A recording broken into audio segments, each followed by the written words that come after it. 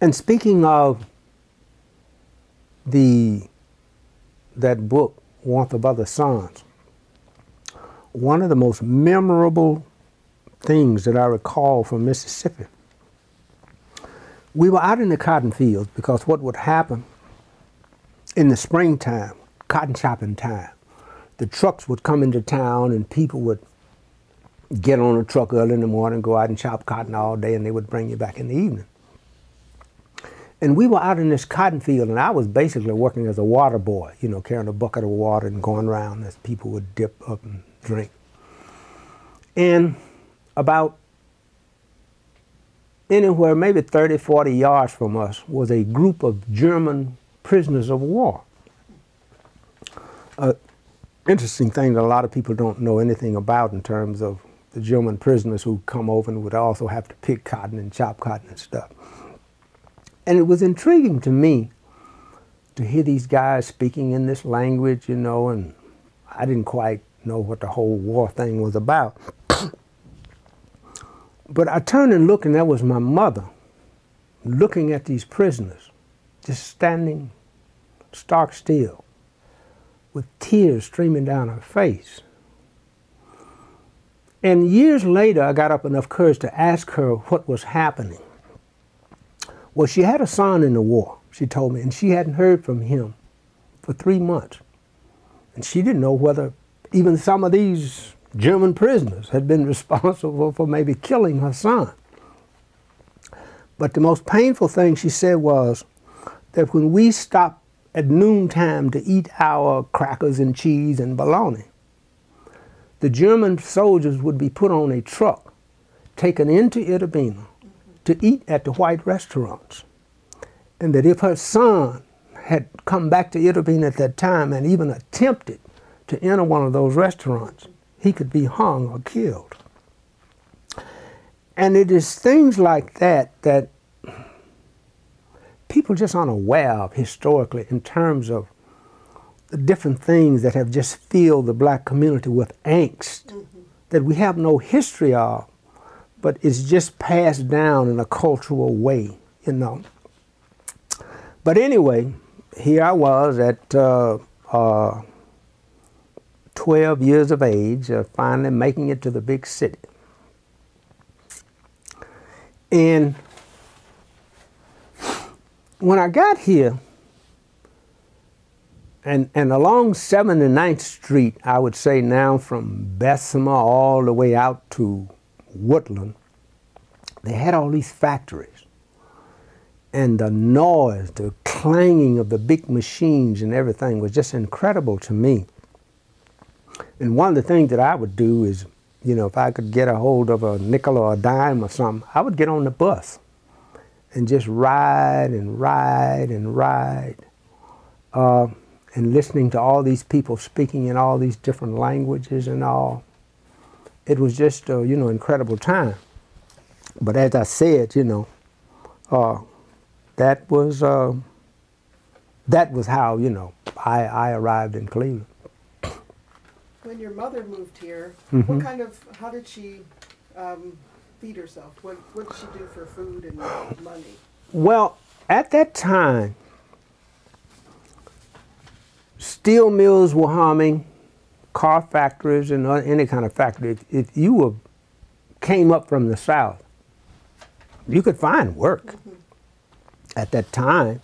So my older brothers and sisters, as teenagers and all, you know, they immediately went to work. Three of my brothers went to work in the steel mills at Jones and Lockland.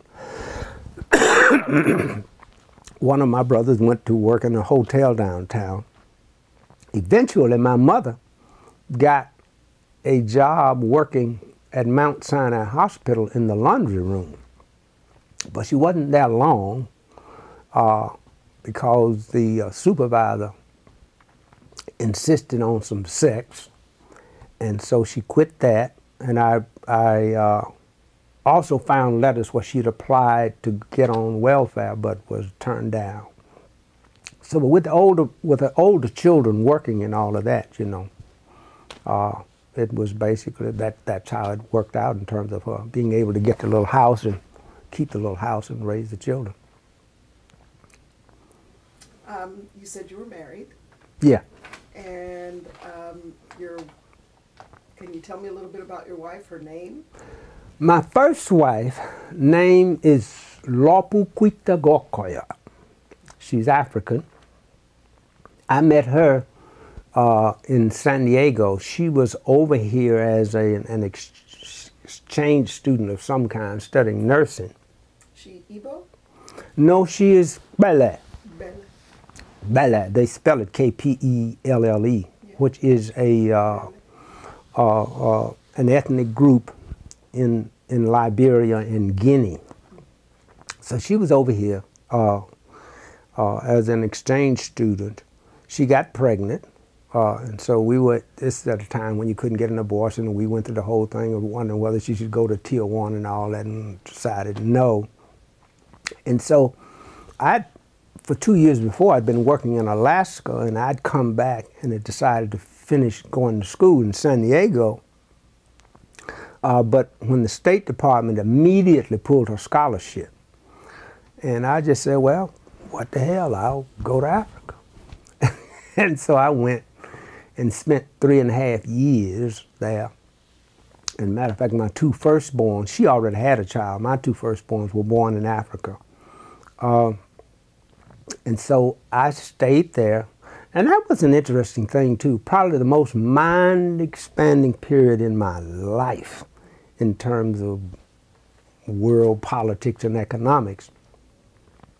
Because when I first went there, they had just put in a new communication system. So I went to the communication thing and, you know, applied for a job. And they said, well, you know, we can most maybe pay you $250 a month. And so anyway, I'm walking down the street and I see this sign, RCA.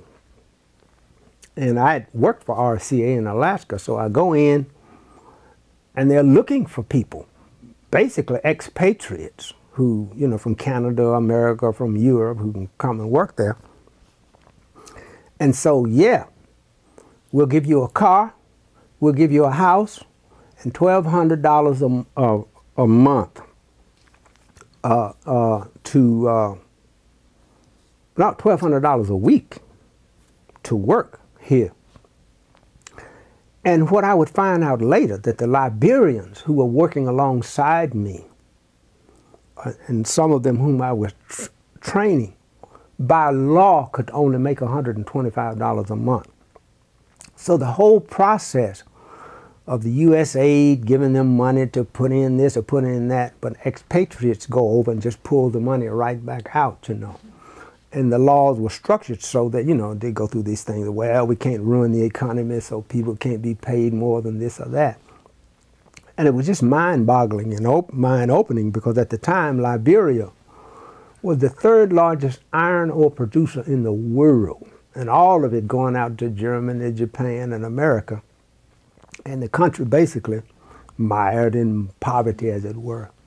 But it was such a mind-opening experience. And how I ended up not staying, they had asked me in '68 to go to Mexico to help set up the electronics for the '68 Olympics. So I agreed to do that. And on my way to Mexico, I stopped in Washington to spend some time with my brother Jim, who was working in the Poor People's Campaign. And, you know, Tent City and all that set up there on the mall in Washington. And I was getting ready to go into Mexico. I stopped in Memphis to visit some relatives, and on TV the next day, Bobby Kennedy had been killed. So I decided to not go to Mexico, but go back to Africa, get my family, and come back and work in the movement. Which I did.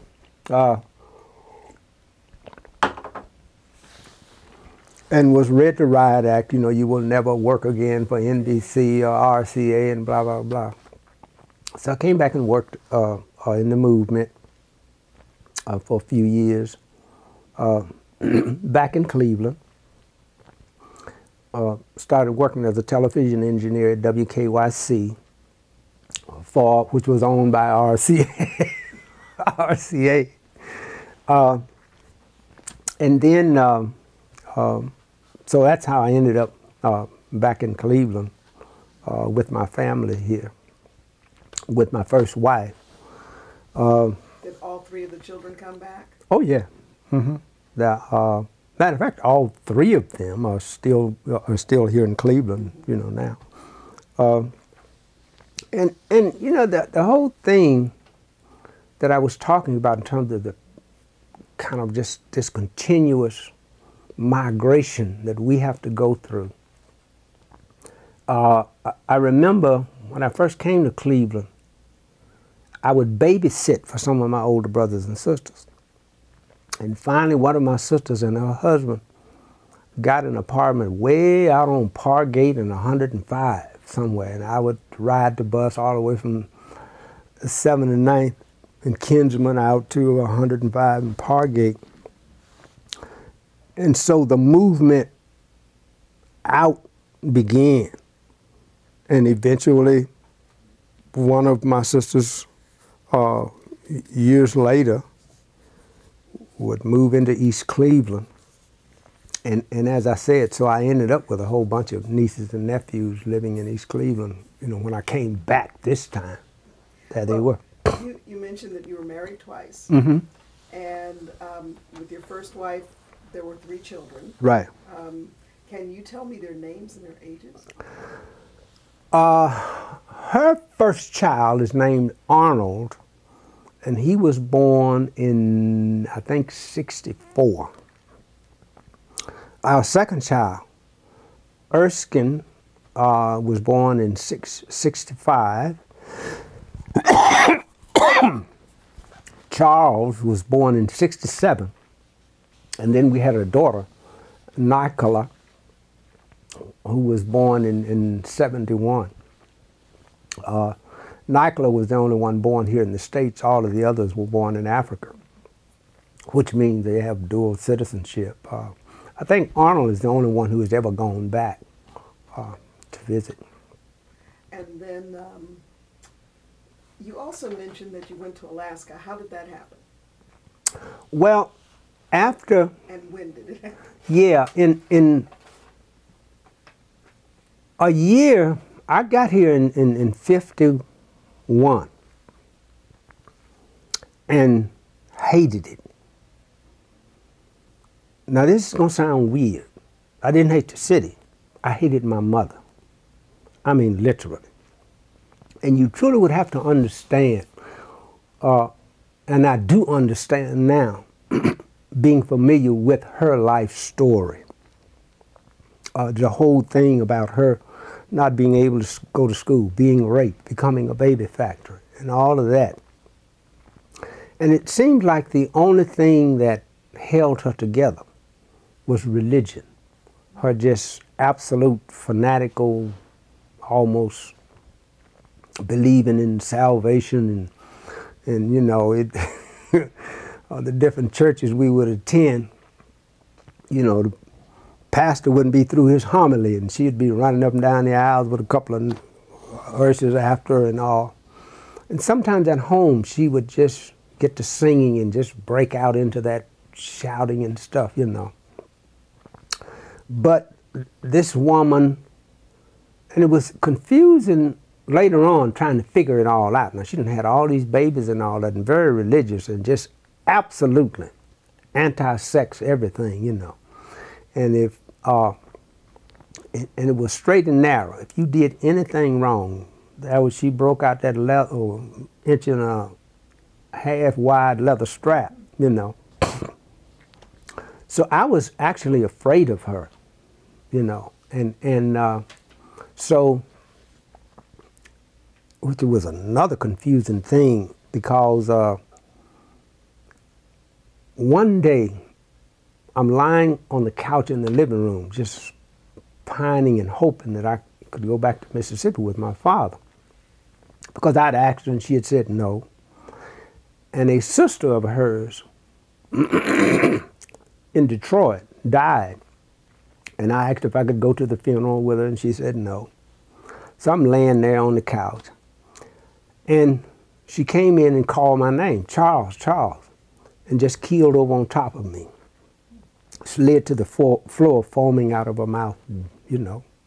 By the time she got to St. Luke Hospital, of course, she was declared dead.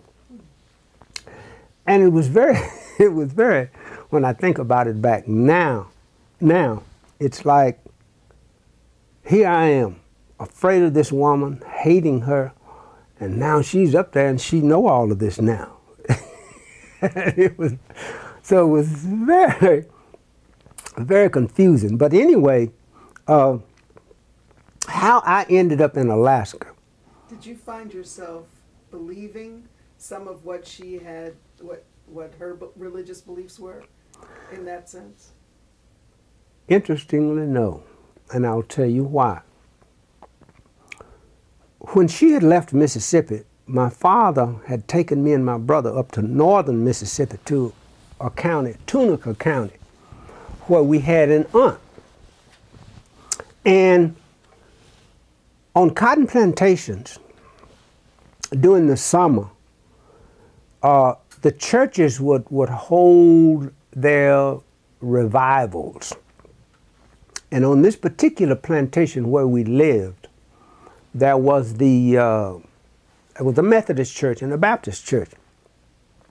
And during the layover period, that is when you ended chopping cotton to the time when you had to start picking cotton, that was maybe a 4 to 6 week period called the layover. And the churches would hold their revivals during that time. And so first we went to the Methodist church, and of course if you were Baptist you could transfer later on, etc. For 2 weeks at the Methodist revival, you know, I guess maybe there was about, you know, 20 or 30 sinners running around on the plantation.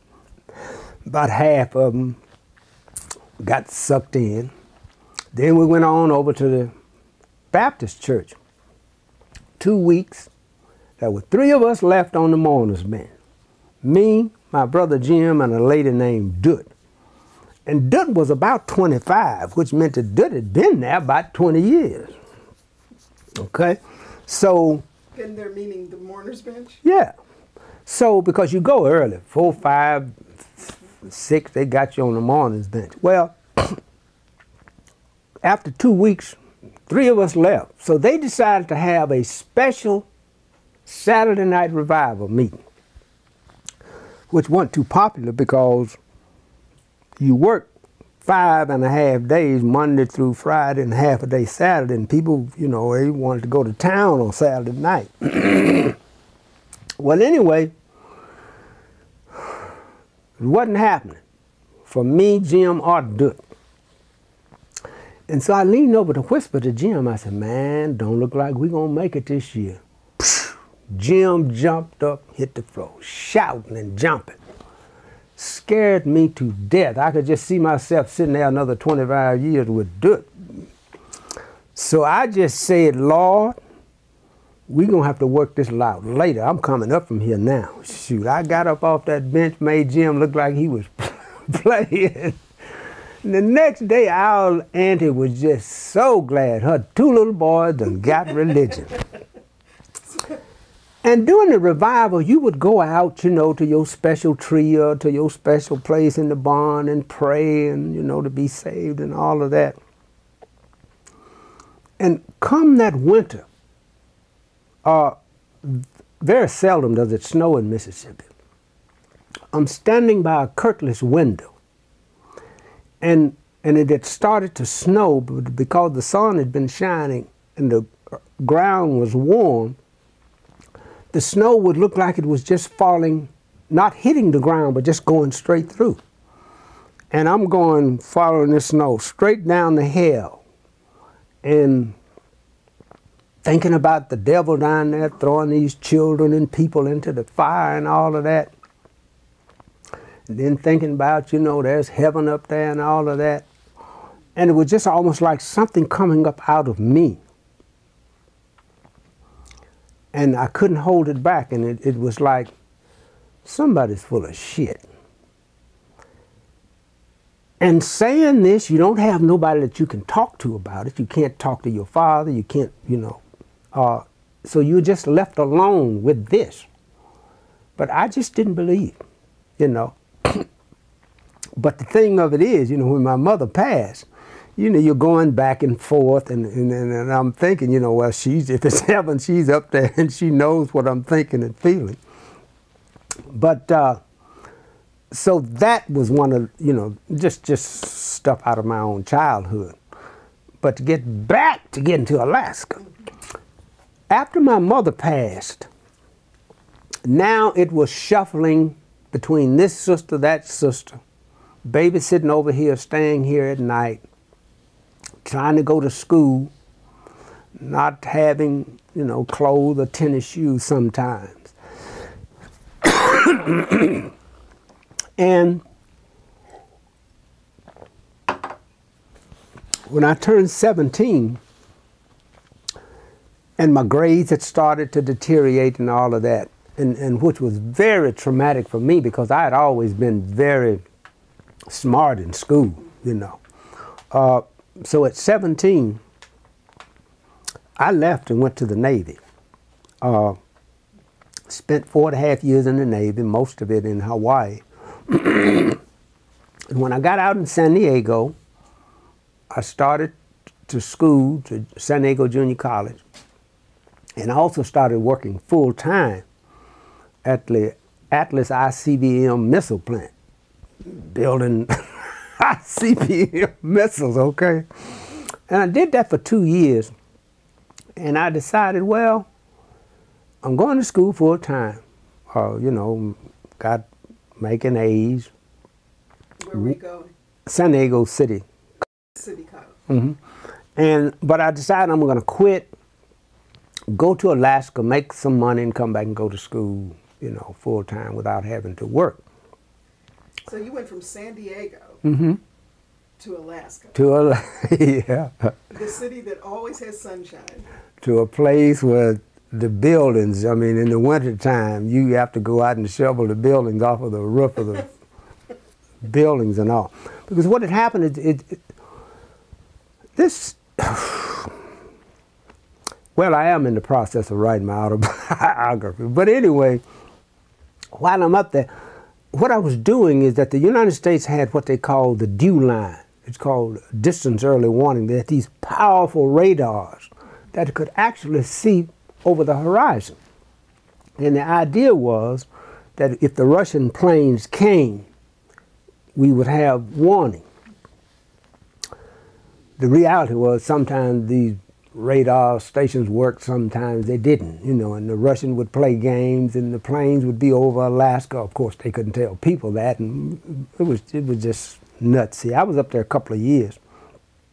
As a matter of fact, I was up there when Kennedy was killed in Dallas. And so when I came back to San Diego to get ready to go to school, that's when I met my second wife, that was my first wife, and ended up going to Africa. But then when I came back from Africa, started working in Chicago with Jesse in SCLC, Operation Breadbasket.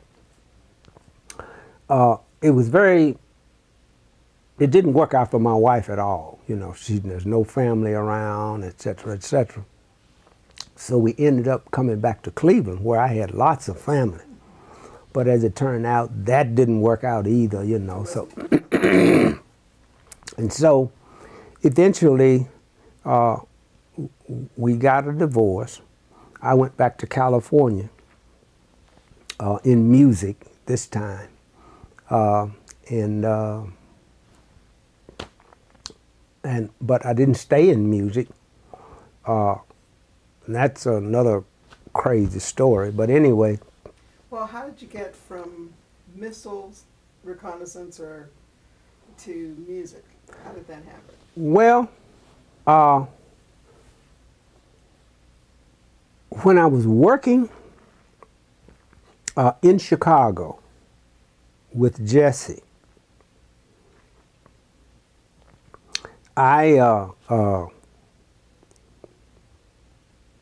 someone gave me a guitar. I'm in my, you know, late 20s or 30s or whatever at that time, and I just started to play. And I started to write songs But as I said, we came, because things wasn't working out for my wife, that we came back to Cleveland. And I started working as a television engineer here, and then, you know, learning to play the guitar and all of that. So my marriage wasn't working out. And my brother Jim was in Baltimore. And some people that he knew and had worked with from Memphis, who were part of Isaac Hayes' entourage. Isaac was playing in Baltimore. And I had written this song called I'm a Lover. And so we're there, and Jim asked me to play this song for these guys. And one of the guys with Isaac Hayes, a guy named Willie Maybon, wanted to take the song back to Memphis. And matter of fact, he did, and the Staples Singers recorded it, you know. So that's, and after I left Cleveland then, to go back to Chicago, I was really on my way to Memphis to try to get into the whole music thing. But the friend that I was staying with in Chicago, his girlfriend was a press agent for Jerry Butler. Someone from Jerry's Songwriters Workshop came out to the house to hear me play and asked me to come down to their Songwriters Workshop. So I went, and getting ready to go to Memphis, and they said, well, no, tell you what you do. So, you know, we'll do a demo of some of the songs, and we'll take them to Hollywood. And they came back with sacks of money from A&M Records for me to do an album, okay? Well, here I hadn't played before 10 folk in a living room. And off I go to Hollywood. And this is a true story. I get out there, and the very first day, you know, they pick you up at the airport in a limousine, take you to the Hyatt Continental, and I'm walking across the lobby to register. And these kids come running up to me. And the question was, are you somebody? And I'm thinking that they're talking about a group or something. And when I realized what they were asking, I realized I wouldn't be able to do this. You know, somebody who is worshiping me and don't know nothing about me or whatever. But anyway, I went ahead with the whole thing. We recorded the first album, which did very well. A song from it called Sally B. White reached to #1 in Chicago and Washington. And so we came back to do a second album, and when we finished the second album, I'd made up my mind, and I walked into the office and told them not to release it. Literally, the first time in my life I'd seen a white man cry, because I guess they had big plans for, you know, their new artist. And it's interesting in terms of signing the release papers here. So I go ahead and told them, says, you know, I'm leaving. Well, you know, you've signed these contracts and all that. And I said, well, I'm leaving. Okay. So I left Hollywood and stayed in Hollywood, though. I left the music industry, stayed in Hollywood, and started working again as a television engineer with PBS out there. I did that for about 8 years before I finally came to realize something. That here in this culture, you are defined by a job, what you do. When you talk to people, you tell them what you do and all of that. But just in a philosophical way, I'd arrived at, no, there has to be something else. And I arrived at coming to understand what I was as a human being, and that would be what would determine how I related to people, or what I would accept in relationships with other people, not being defined through some job, but what constituted being human and what that meant in terms of how I would relate to people. So I left Hollywood. How long did you stay there? 8 years. I left in '83. Came back to Cleveland, didn't know you know, I had skills. I could do any kind of electrical or housing repair work and all that. So I sat in attics and basements. I was sitting, one of my sisters had a house with a finished third floor, so I was staying there. And I finally found out or decided what it was that I really was in terms of living in the world and relating, and that was an artist. An art in the sense that, you know, of the things that we do, art to me is the image that I have in my head. However I do it, getting it into your head is art.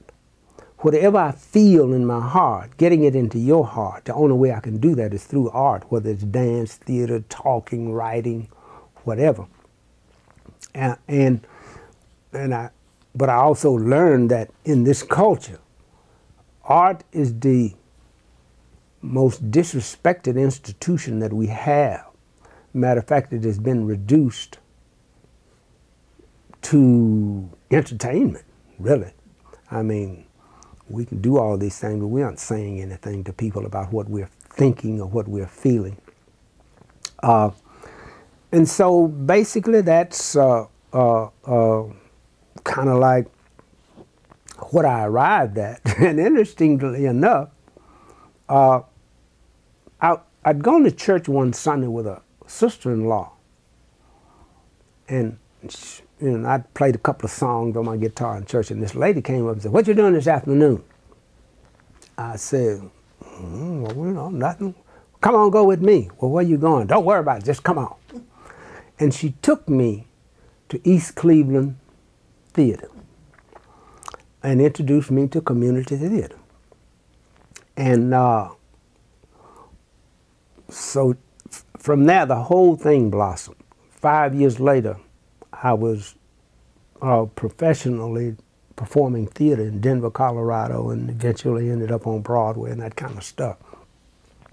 But the important thing to me now in my own life is the art. But I also got out there, did theater, did music again, not in terms of just the traditional recording stuff. Found it very rewarding and meaningful. But I also knew back here in Cleveland, all of my brothers and sisters, some of their children, were just in the shit. Were all of your brothers and sisters by then in Cleveland, except for maybe James, I think, who was in Baltimore? Now, James was all over, because when he came, he went to the Navy briefly. He told me, studying Tolstoy and all that, he decided, So he left the Navy and went to American Baptist Theological Seminary in Nashville to become a minister. And of course, he was involved in the Nashville sit-ins with he and his wife, Diane Nash, and C.T. Vivian, Marion Barry, and other folk. He later hooked up with SCLC, did the whole movement thing, and after King was killed, he left SCLC and started doing his own, you know, organizations and whatnot.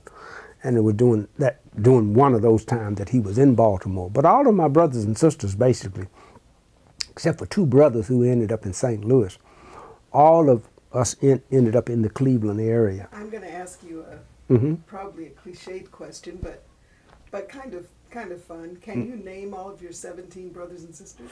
Yes. Can you name them in the order of their birth? Yes. I thought so. Would you do it for me? Okay.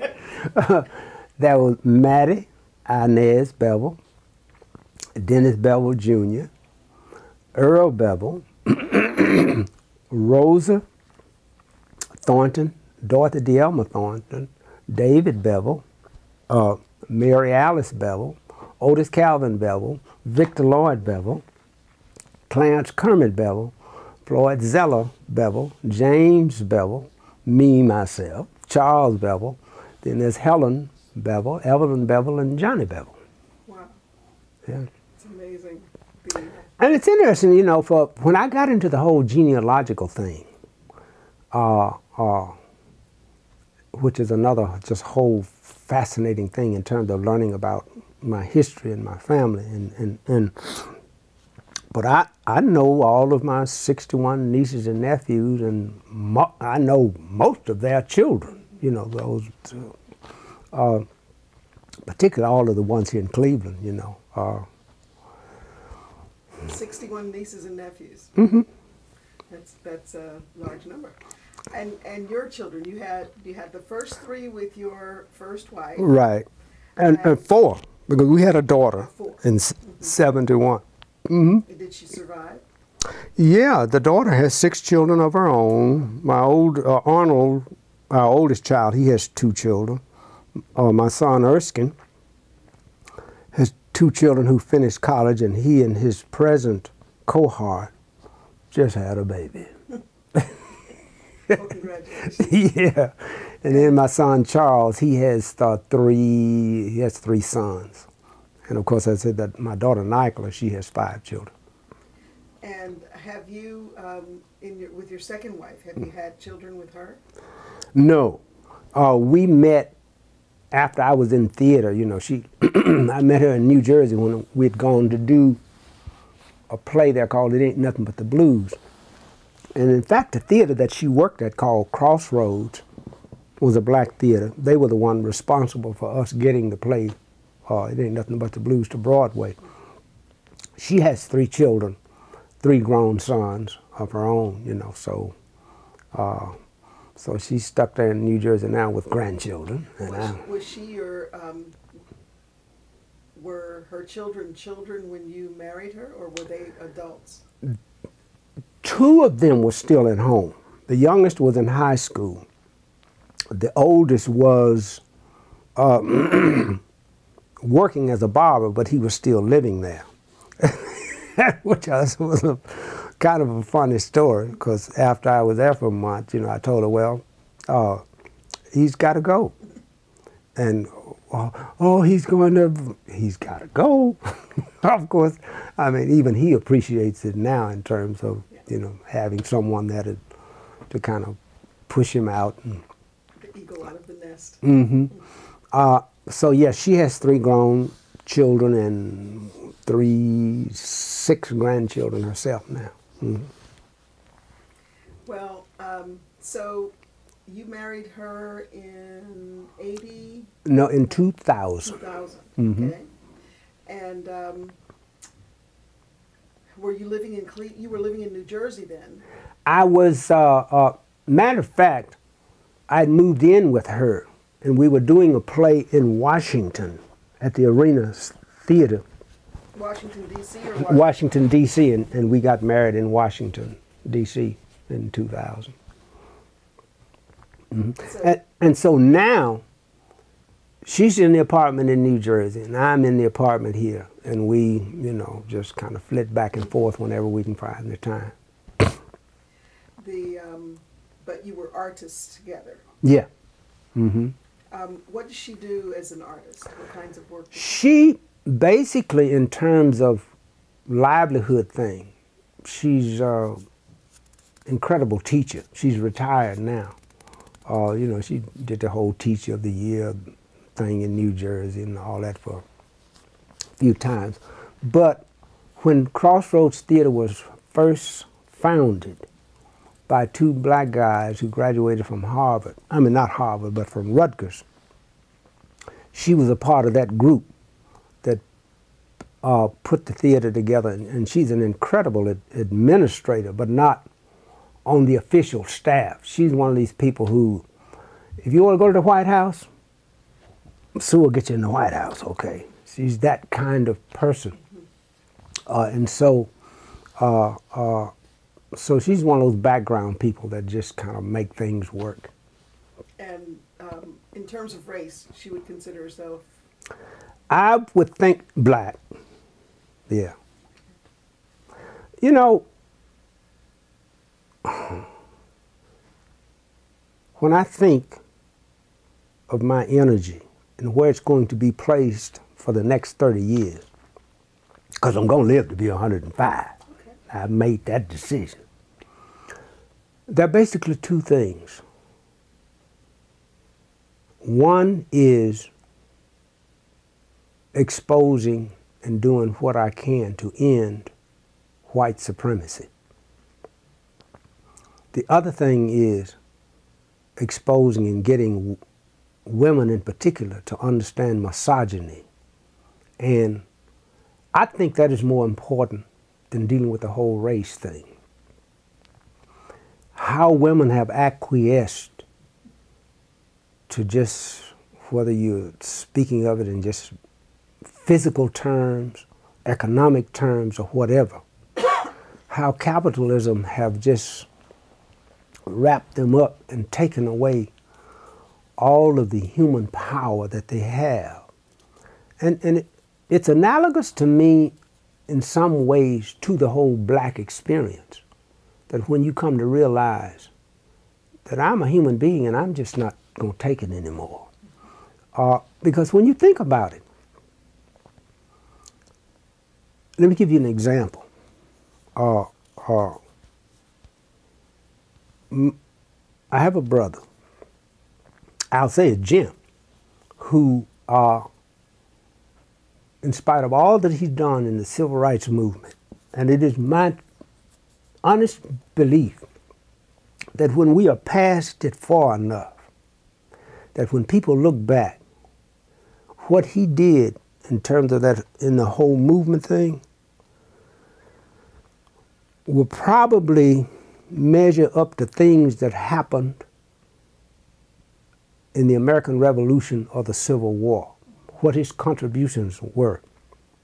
But as it turned out, Jim was a pedophile and had been molesting some of his daughters from the time that they were 4, 5, 6 years old. When the whole thing was discovered, and it was discovered because Jim has all these children, 14, 15 children, 17 children by 8 different women. Me and my wife was in Las Vegas, and I looked up a son of his who was out there, and he was reading this book about the children. I think it was about the Nashville movement.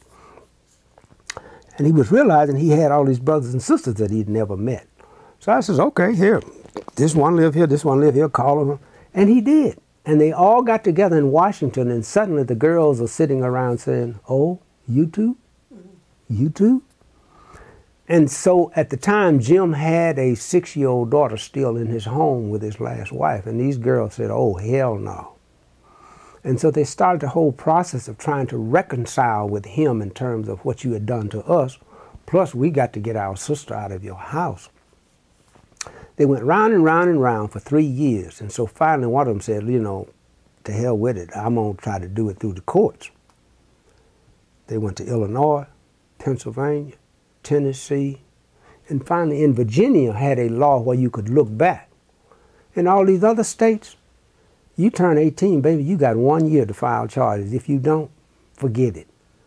And I'm just thinking, if legislative bodies were 50% women, how that just wouldn't be on the books anymore. So it's getting women to understand that a lot of this stuff, whether you're talking about education, child care, whatever, it's not going to happen until women are at least in legislative bodies to the extent that they are in the population. And it's almost like when I compare it to the civil rights movement, there were white people in the South who hated that stuff, but they weren't going to step out in front of black folk. I'll be with you when you step up. And it's frustrating sometimes, you know, when I see women acquiescing and all that, and I do what I can. You know, the thing of working with my nieces and nephews, getting them to understand that you have to get to that point of defining yourself as a human being and not as a job, where you can begin to make some profound decisions in terms of how you're going to live your life, you know, as a human being. So it's like that's the focus going forward for me. Those two things, dealing with white supremacy and misogyny. Because what happens, I've come to realize, if you're in a relationship, it's real if it's real. Mm-hmm. And, you know, and so, and sometimes in relationships with women, for me, it can be frustrating because I can see the acquiescence and I know I can't be fully me until you're fully you in terms of a relationship. Can you tell me how your notion about misogyny and white supremacy plays out in your relationship to people in East Cleveland? Yes. I remember... Well, let's take one at a time if you can, or if they work together. Yeah, I was in a meeting with some city administrators from some planners from the county in terms of this whole thing about East Cleveland being insolvent and what we're going to do and how we're going to do. And they were talking about how you do things. You know, you're planning whether you're going to get money from here and all of that. And I'm thinking like, well, hold a minute. Let me tell y'all something. I got a niece out here who got 9 babies, who in a couple of years had died of drug overdose, you know, leaving the babies and so forth and so on. I said, but y'all aren't considering these people. You know, they're here. They don't have any resources. 70% of them are on some sort of government assistance. And no one is talking about these people. And the administrator from the city said, well, they're transients, you know, which is true, but still, in fact, there they are. You're not considering them. And it's the whole thing, and I'm trying to kind of connect those things to what you're saying about the whole misogyny thing. One of them is that to change things or do things, you have to deal with facts. And one of the facts is that people are going to have sex. One of the facts is that we can talk all the thing, well, you know, they could use prophylactics and all of that. No, they're not going to do that because it feels better to them without the prophylactics. So they're going to get pregnant and they're going to have babies. That's the reality that you have to start with to change anything. And sure, they need to be educated. And again, all of these people from outside making decisions about what's going to happen in East Cleveland without any real input from the people who live here, whether they are transients or not. But anyway, I'm lost now in terms of trying to respond to your question. Well, so, how do you define misogyny? Misogyny is that I'm male and I have set up religions, political systems, economic systems that mean when it comes to making human decisions, as a male, I'm going to make those decisions and not you as a female. And the thing of it is, I have never seen anybody who had an advantage in any kind of way who just relinquished it. Some other person is going to have to decide, so no, this ain't right. And think of it this way. Sometimes I tell people, when I look at this stuff, every living human being that I know came into this world through a woman's vagina. After they have sat in her stomach, in her womb for 9 months, what those women think and feel I haven't a clue. But yet I'm making the decisions about what happens after that process has occurred. And most of the times, it means that as a male, I can abandon those children and ain't nobody gonna say shit to me. When I think of it, let me tell you this, Leslie. When I first went to Africa, one of the most mind-blowing experiences, I'm standing at the top of the gang, just getting off the plane, standing at the top of the stairwell. And out there in front of me was a sea of black people waiting for their children to come back and all of that. And I literally mean black. And I'd never seen that before. Because here in America, black is a racial term, not a physical description. Okay? And so, as a matter of fact, when we went up country 2 days later up to the village where my wife was from, and her mother was looking through our wedding albums and all of that, and I kept hearing the word "Kui." So later on, I said, well, you know, I'm learning language. What is "Kui"? She said, "White man." And I was like, hold a minute. That thought had never entered my mind during my whole life that I could be considered a white person. Because in America, because of the one-drop rule, I mean, you can have blonde hair, blue eyes, pale skin. If we can have a suspicion that you got a drop of African blood in you, you can't be white. Which means that in America, of the 30 or 40 million black folk here, more than half of us have been abandoned by these white men. That's a reality that you can't even get people to talk about. And in a capitalist society where you pass your property and everything down to your children, basically we have been abandoned. And no one talks about it. We talk about abandonment in terms of all these rascal black guys out here making babies and abandoning them. Well, there's a whole damn race. We've been abandoned, and ain't nobody talking about it. Ain't talking about it in terms of conversation, whether it's education or whatever. So when I look at the whole thing, I have to look at all of that stuff about women having children, or however they came, they don't have resources to do anything. And when you don't have resources, I can guarantee you, you're going to abandon something. And so, as human beings, there are certain institutions that have to function for your culture to survive. One of them is art. One of them is religion. One is home. One is education. One is health. One is work or providing resources. You know, government making policy. And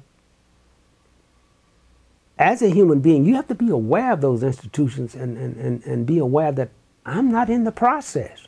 People are just making decisions, and I ain't said nothing about nothing. But I have to subscribe to what they've decided. And it's like that whole misogyny thing, where women have just accepted or acquiesced to being defined by someone else, just as black folk have acquiesced to being defined by someone else. Every one of those names, whether you start with coon, nigger, black, octoroon, colored, we didn't decide that. That was decided by someone else, as I said, like my grandfather, on 4 different censuses. He's a colored man, a black man, a mulatto, and something else. And it's like, he didn't decide that. Someone else decided that. And that's the whole thing of getting people to understand, as a human being, there are powers that you have to know about yourself and begin to exercise. I don't know whether I answered anything that you asked or not. Well, you did, and we'll work at it too, because I was thinking back just for a second on your first mention of coming to East Cleveland. Mm-hmm.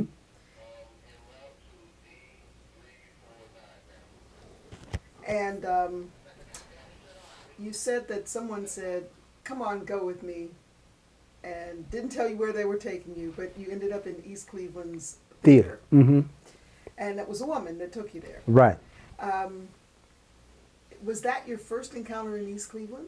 That was my first encounter, like directly with something in Cleveland. I knew people in East Cleveland, you know, that I would visit. Matter of fact, I had a sister actually who lived in East Cleveland. But, you know, just in terms of something different in East Cleveland, other than, you know, go visit my sister or whatever, that was, yeah. Which sister was it? Her name was Mary. Mary. Yeah. And do you know when she moved to East Cleveland?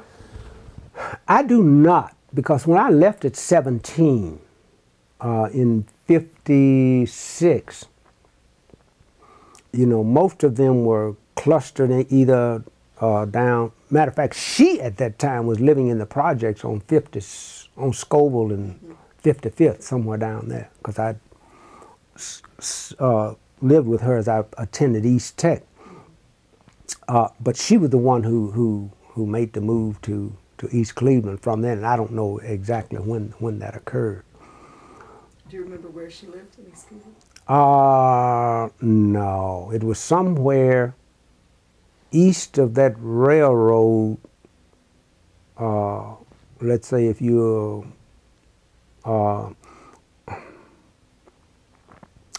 the railroad, I think on one side of it is Cleveland, the other side is East Cleveland, down around 3rd, 4th, and 5th Streets along there.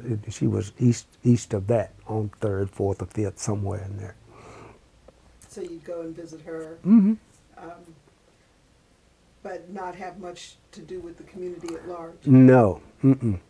Dealing with the community at large was when I came back about 3 or 4 years ago, because I had so many nieces and nephews here. Well, I want to stick with that time when you went to the East Cleveland Theater for a second, just for a little bit. Sure.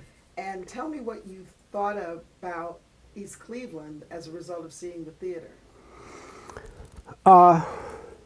Nothing in the sense of a community. All I was interested in is just the theater itself. What was happening at the theater? Community plays. I remember one incident. So the two people who ran the theater was Jean and what was the lady's name? Pace. They were two white people. And it was interesting. They ran the theater with a rotary telephone, believe it or not, okay? But they had a cadre of supporters, people from Cleveland Heights and East Cleveland. It was a interracial theater in the sense that's the way they had set it up. But there was one particular incident. They wanted to do the play Carmen Jones. And of course, Carmen Jones was written, I think, in the early 40s. And they had all of this dialect stuff in there, okay? And so I wrote them a letter. I said, look, you're talking about a period where you can name just hundreds of black people, artists, singers, and all of that.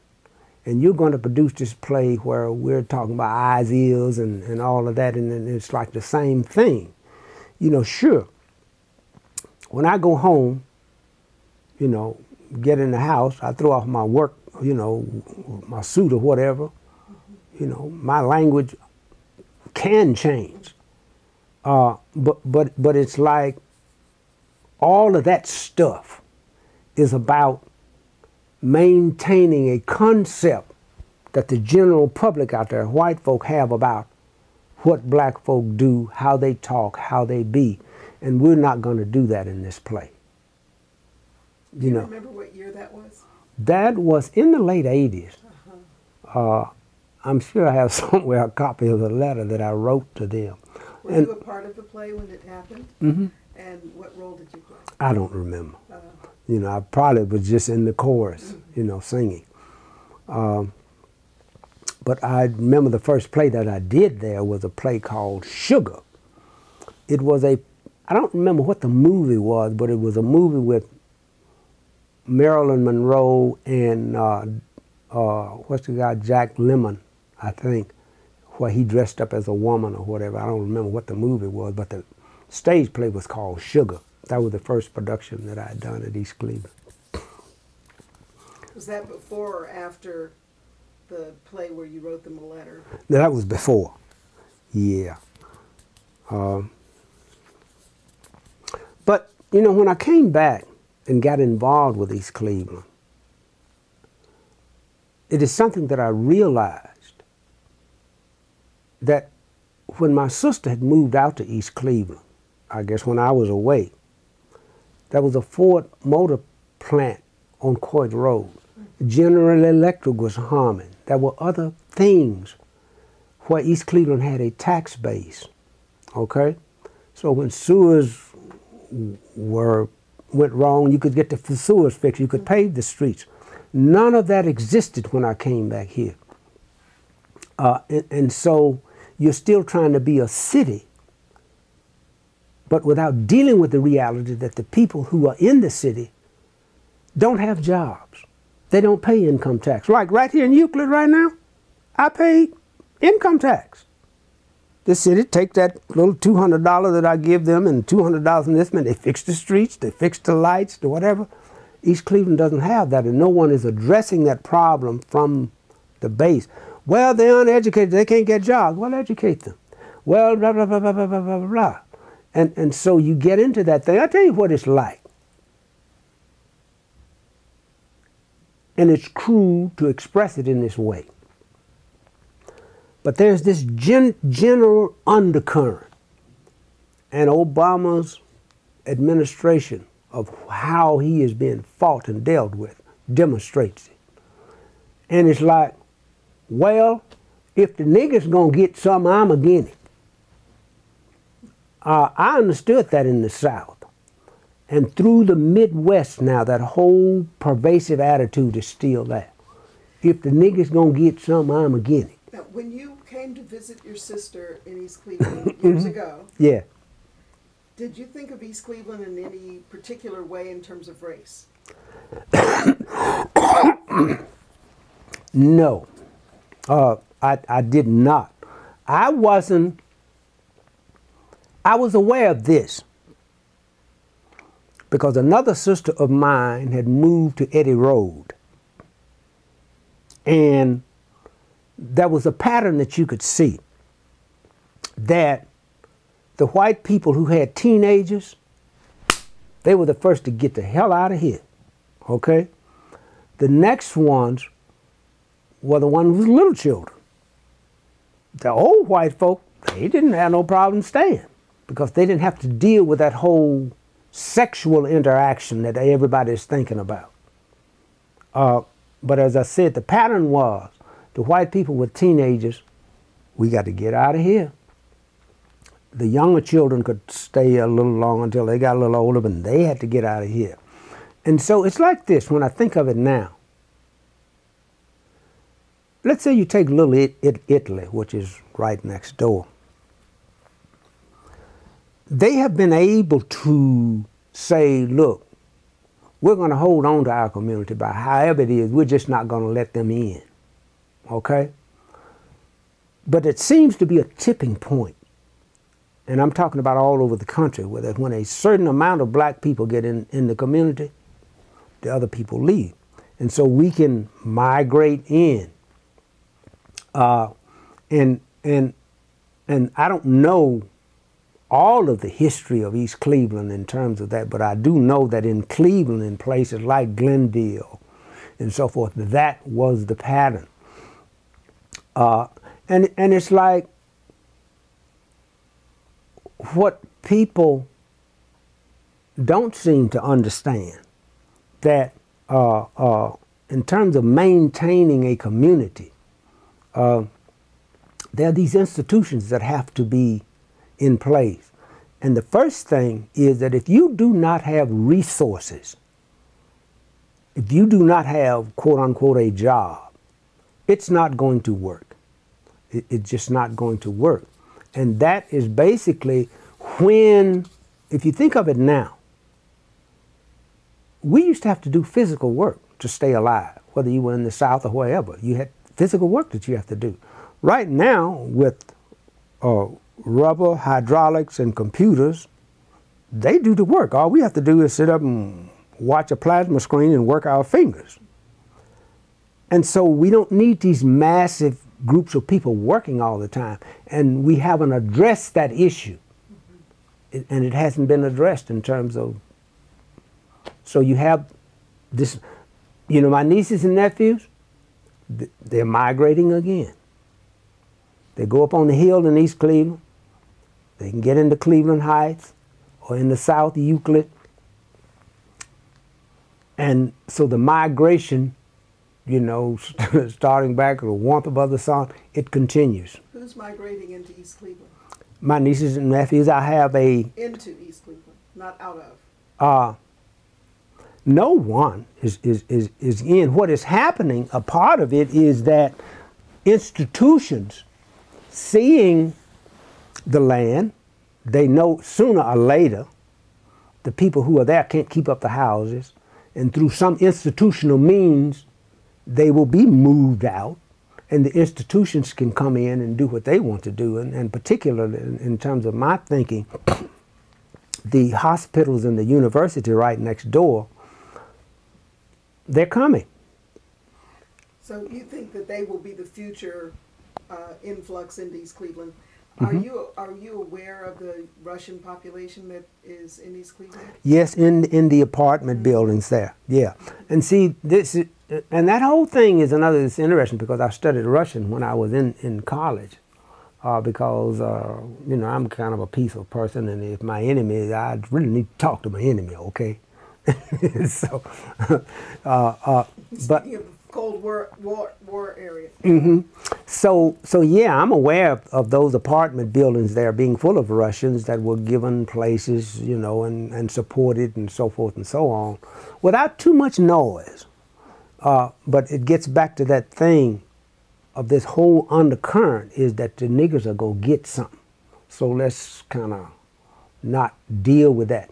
And you know what, a part of the thing, Leslie, and maybe this is all out of whack in terms of what this interview should be about, but one of the most profound things to me is that what we do to not deal with something, we begin to develop a whole bunch of euphemisms where we don't have to talk about it.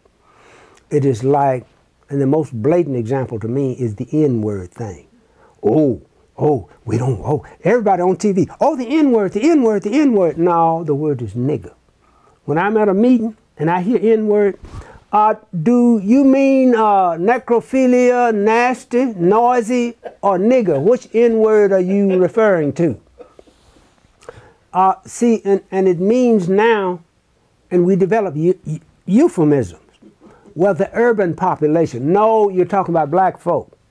The ex-urban population, no, you're talking about white folks. Let's talk in real language so we can decide how we're going to solve this problem. Because we develop all of these euphemisms. You know, for instance, just like the heroin thing that's happening out in the suburbs now.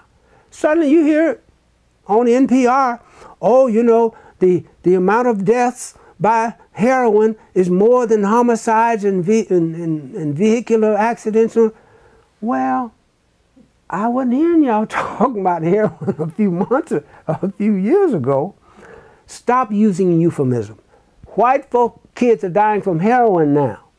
Say that. And then we can talk about, well, okay, I don't mind you going ahead and developing whatever program. So you're talking about honest conversation. Honest conversation. Speaking of honest conversation, Mm-hmm. Can you tell me about how racism has impacted on you personally? Racism, I also heard you talk about white supremacy. Mm-hmm. If you could talk about either one of those and how it affects you personally, or has impacted on you personally. When I must have been 8, because this was after my mother had left, and we were in Tunica County, Mississippi. And the plantation owner had gotten a new combine machine. That is a machine that harvests oats. And they was all out there trying it out, you know, about 7 or 8 black men. And the plantation owner's 16-year-old son. Well, me and my brother Jim had gone out there because as the combine go along cutting down the oats, rabbits would run out. And we would chase the rabbits, okay? So they had stopped for lunch and they're all standing around. And the white boy said something to me and I said, huh? Because I didn't understand. And he turned to me, huh?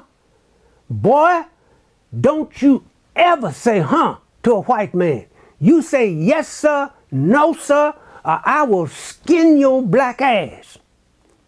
Wow.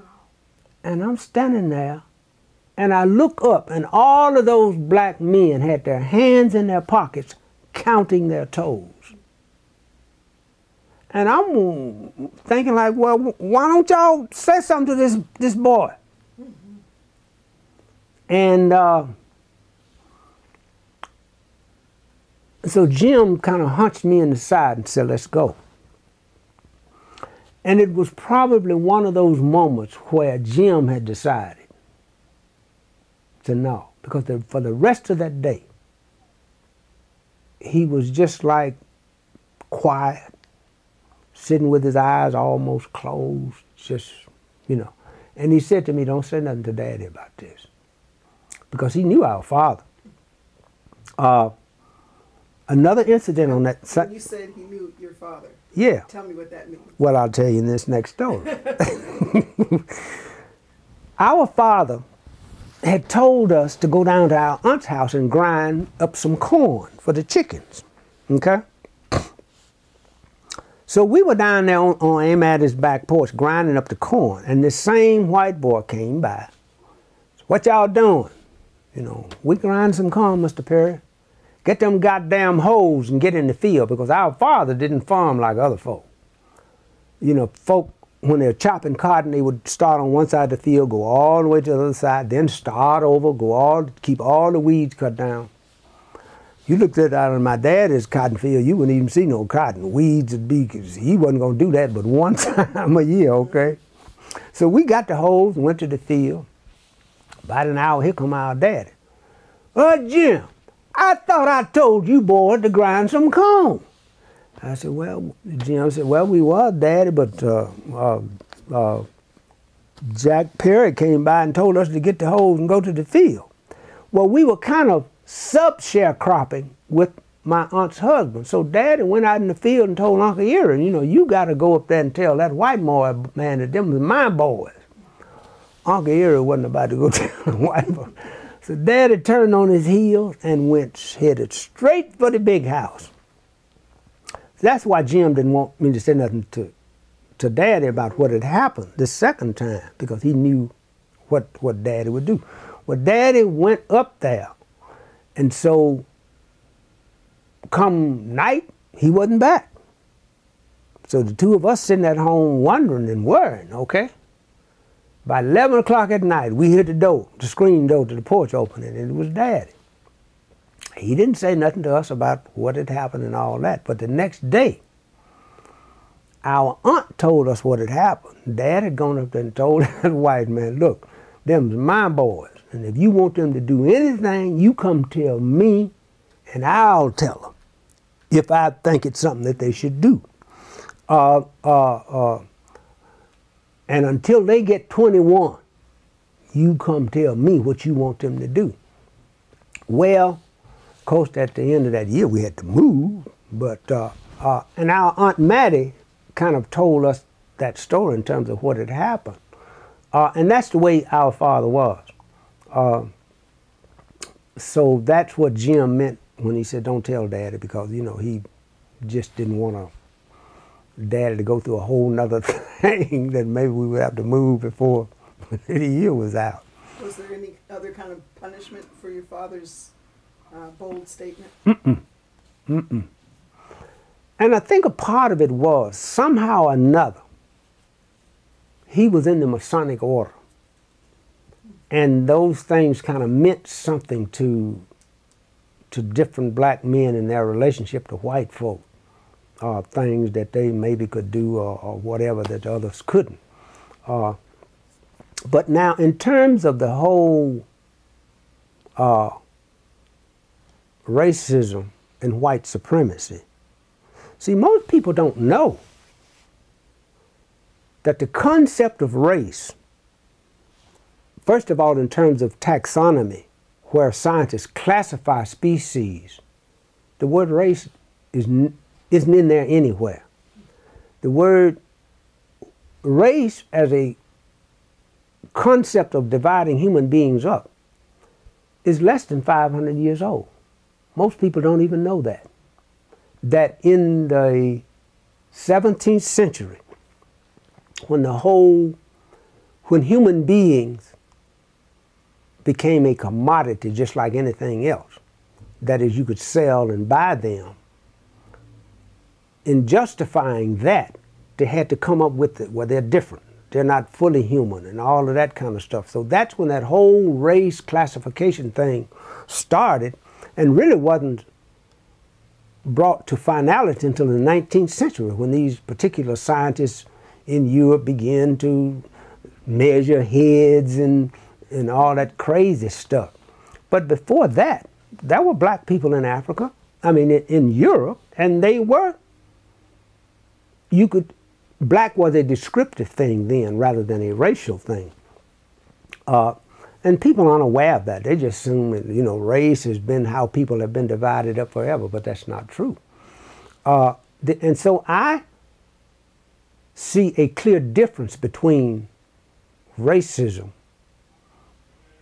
and most people conflate it, whether you're saying white supremacy or racism. But what happened was, in that whole thing, a sort of totem pole thing developed where white is pure. Now let me give you an example. If you were at my dining table and there was a bowl of sugar there and there was a pepper sprinkler, and I took the pepper sprinkler and shook it over the sugar, do you think I could convince you that that whole bowl of sugar is now pepper? But that is the concept of white supremacy. And we have all bought into it. They come on in. They got to come in and do. All right, put some roach stuff down. All right, we'll get going after. He'll only be here a second. Oh, you can shut it off. Yeah. So here's the deal. Me taking the pepper and sprinkling it over the sugar bowl, and suddenly the whole bowl of sugar is pepper. Mm-hmm. That is how we deal with race in America. It's crazy. The Brazilians, when they got into it, they came up with 134 classifications between Africans, white people, and Indians. Well, here in America, when it came down, because mostly we were dealing here with black and white folks, it was like, oh, hell no. There can be only two things. We ain't gonna have no in-between. Like in South Africa, they have an in-between. They call them colored or whatever. In America, oh no. You are either white or black. So given your first memory of a youngster saying to you or asserting his authority over you and your brother, well, over you, actually. Right. Mm-hmm. Given that, what did that do to you? How did that impact on you? What happened? I could see that your brother sort of schooled you to just step away. Mm-hmm. But how did you feel?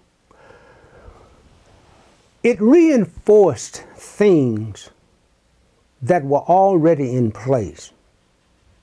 Because in Itabena, when we moved to Itabena from Swifttown, and it was in Itabena when I first went to school, the school that we went to was a 7-room brick building with an auditorium in the middle and 3 classrooms on this side and 3 classrooms on this side. That was for 12 grades. The elementary school for white kids was a big elementary school. The white kids in Itabena was bused to Greenwood to the Greenwood White High School. The black kids on plantations around Itta had to walk to school, or there was one old man Grantham, who had a piece of bus that he would haul maybe black kids into school. So all of these things were just institutionally there that said to you, you were less than. I remember I sort of followed in Jim's trail in terms of if he would get a job, when he would leave, I would be the next guy to get the job. And I remember he had gotten a job uptown in Itta Bena, shining shoes in the white barber shop. And after he left, I did that. And it was like they would be in there just talking about what they do and how they do with black women, or, you know, and all of that. And you was just there, a spit bucket or something, you know. You didn't even matter in terms of being some human thing that was hearing and understanding and relating to what they were saying. So institutionally, all of these things were just there, and you accepted it. You were inferior. You would feel inferior. You know, the whole thing about your hair, you got nappy hair. All of these things were there. And to show you how deep this stuff can go, I have a brother who lives... Did white people talk to you about your hair? No. At this point, you know, you all of these things, and what we don't understand is that by the time that you were 3 or 4 years old, there was nothing that anybody could say to you in English that you didn't understand, right? Well, what we don't understand is in that same way we absorb all of the cultural stuff. And you know that you're inferior, that you're black, that you aren't as smart as white folk. And so it's interesting. I have a brother who's in his 60s now who lives in Denver, Colorado. He's basically a street person, schizophrenic and all that. And when I go out through Denver sometime, I will visit him. And one of the times he was talking about, and he was asking me, you know, well, why did God do that to us? Why did he give us all this old nappy hair? And so this stuff can become ingrained and very deeply ingrained. So it's just an acceptable thing in terms of your feelings, your thoughts about yourself and all of that. And unless you find some way to come to a whole different understanding, it is just there, you know. So you have these personal experiences where first you're shining shoes and they're treating you like you're a non-person, and they're talking about things, sounds like adult conversation first of all, sort of adult. Because they're talking about their sexual encounters and all of that. But it's also embedded in that is the inferiority of black people. And so... And then you had the second encounter that you talked about was of you saying, huh, what do you mean, or whatever, to this white boy, teenager, and having that impact on you. Those are lessons learned? Those are lessons learned, and it's like this, you know, I guess during the 60s, you know, with James Brown, I'm black and I'm proud, and we went to all of that, and we were wearing dashikis and afros and all of that. But as a kid in the South, if you wanted your life threatened, call a black person black. That's how deep it was. How much self-hatred was ingrained, you know, and so because the whole hierarchy of coloration had been adapted by black folk. The black folk in town who were the preachers or who were the teachers were you know, light-skinned and straight hair and that sort of stuff. So that whole cultural thing, as I said, you just learned it from the time you were... What was the most respectable thing to call a black person in Mississippi in your youth? Just colored. Colored was more respectable than Negro? Well, I don't know whether I even thought of it in that term, but that was the term. Basically, you didn't, that was the term that was in vogue at that time. Colored people. It was a colored boy, or it was a colored girl, or whatever. I don't even recall. I mean, we were aware of it, the term Negro, but the term at that time was just colored. And certainly not black, because as I said, that was very derogatory. Fighting words. Yeah. Now, you've described how how racism or white supremacy impacted on you and what kind of lessons you gleaned from those encounters that you described. Mm-hmm. And you've talked some already about how racism impacted or impacts East Cleveland. Mm-hmm. Can you say a little more about that?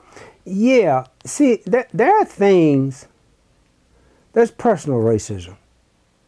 Of course, there's institutional racism. And before I get to East Cleveland, let me do this. I was up to the coffee house there on campus at Case Western Reserve. And I guess the lady who's in charge of diversity or inclusion had written an article, and it had these, on the front of the paper, it had these little circles with the percentages of different people of quote-unquote ethnicities or races at the university. And for black folk, it's about 5%. And I'm thinking, institutionally, if you were to take all of Cuyahoga County, I don't know, black folk, I don't know what percentage of the county we are. I know in this Cleveland, we're probably about 50% or more. And you have all these educational institutions in Cuyahoga County. And at every one of them, our percentage would be about 5, 6, 7%, okay? And we're talking about inclusion. Well, if Case is seriously interested in inclusion, why isn't Case on the case and saying we're sitting in a city with black people being 50% of the city? If we're serious about education, if we're serious about transforming this nation, why isn't our program geared towards having 50% of our school body 50% black? Well, here's the thing. The answer will come back, well, we still have to go by standards, the educational standards that, we select kids who are at the top of their classes out of whatever schools. Well, then part of your program would be going and helping those schools structure themselves to do that. And the school will say, well, there are kids out there, there ain't no dad in the house, and the mama got all these other babies, and so the kids stay up at 2 o'clock in the morning, playing on their cell phones. If you are serious as an institution, you got to be talking about that and addressing that, whether it's occurring in East Cleveland or wherever. And so institutions are structured in a way that allowed them to escape taking part in the transformation that has to take place if we're going to deal with the whole inclusion thing. And I just don't see it happening. From an educational, institutional point of view, I don't see that happening. And as I said, the whole thing about, well, anyway, next question. If I have answered that one, help me out. Well, so in East Cleveland, you're looking at East Cleveland. I'm trying to understand exactly what you were getting to. East Cleveland sitting right on the edge of Case Western University with a high school where children are matriculating and graduating. And yet Case Western's black population is something around 5%. And you're attributing that to institutional racism. Absolutely. Okay. And this is what I'm saying. You have what are the two health things? University Hospital and Cleveland Clinic. Mm-hmm. Between University Hospital, Cleveland Clinic, Case Western Reserve, they could come to Shaw High School and say, you know what? Y'all are going to have a program set up here where our nurses are going to come out of this school that are going to be the nurses in our institution. We got the finances to do that. Now let's get together and work at that. That isn't happening. And again, I'm saying is that these institutions have got to look at themselves and see how institutionally they can begin to impact the changes that must happen. And I just don't see it happening. And the thing of it is that from the political perspective, I sometimes see the politicians timid to step up and say, look, I don't care what change you're trying to manifest, you're going to need resources. Black folk don't have resources. You are going to have to provide the resources. Oh, but I'm saying that in real conversations it has to be that raw. And it's not happening. Now, I'm going to ask you a little different question. Mm-hmm. And some people sort of see it as the same question, but I want you to distinguish. Okay. How has inequality impacted on you personally?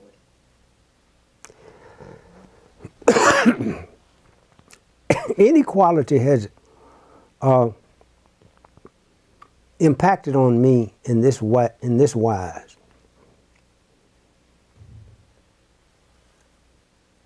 I didn't finish college until I was in my 50s.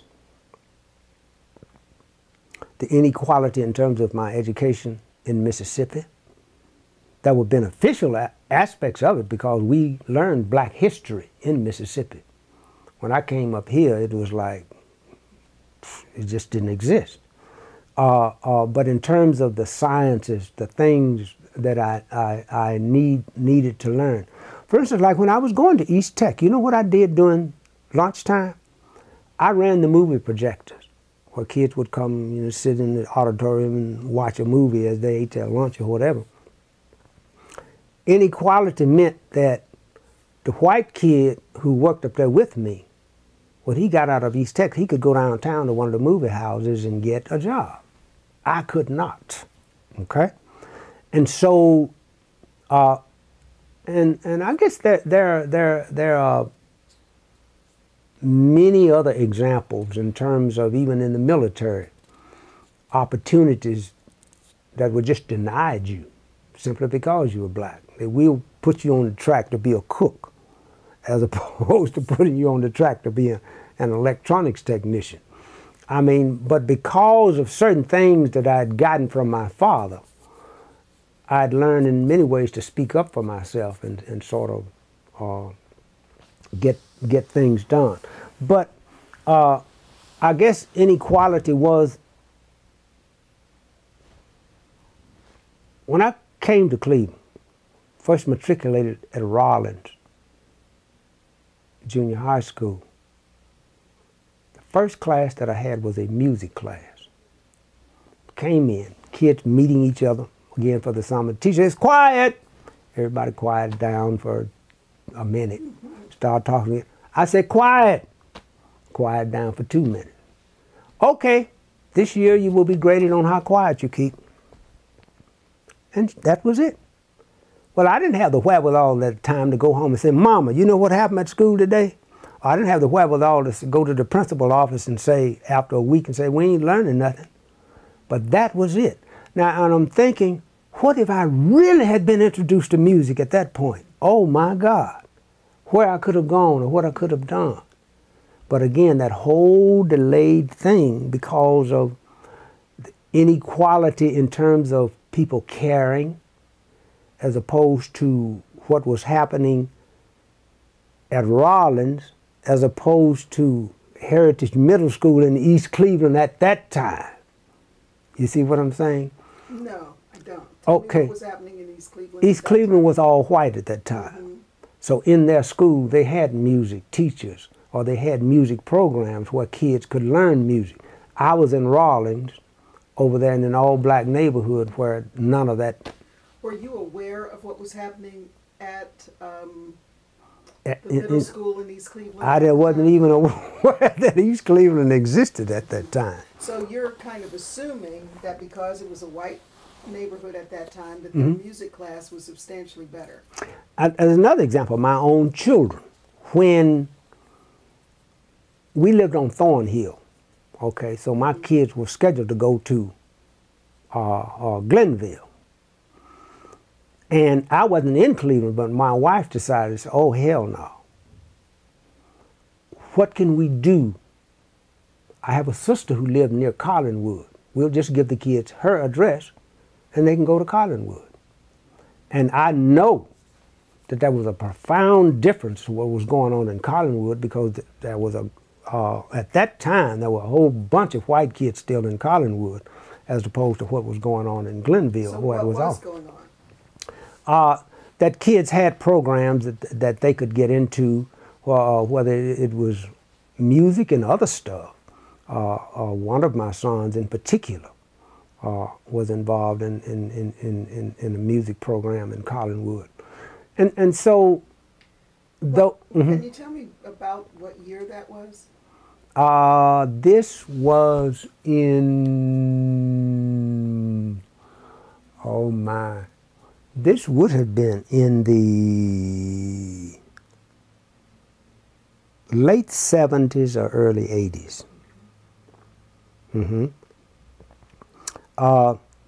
And so. So this was even after deseg in Cleveland. Yeah, see, because what happens is that the way things are structured, sometimes it's union issues, sometimes it's just plain old administrative issues. If I'm in the union and I'm a teacher and I have seniority, I can choose where I'm going to teach. And I'm not going to teach at Glenville. I'm going to go to Collinwood, or I'm going to go to South High, that sort of thing. So a whole lot of the whole picture has to be seen. And we find ourselves a lot of times just dealing with a piece of the puzzle, rather than understanding, looking at the puzzle box and saying, well, you know, whoa, that's a whole picture there. And here I'm just dealing with this one little piece and sort of ignoring that there's a whole bunch of pieces that has to come together for us to see what is going on. Well, at Collinwood then, during that period where your son went, what kinds of musical activities were available to him? I can't say specifically. I really can't, because at that time I was where I was still in California at that time, you know, working as a television engineer. And the reality of my relationship with my ex-wife is that I basically was barred from even having relationships with the children, you know. So,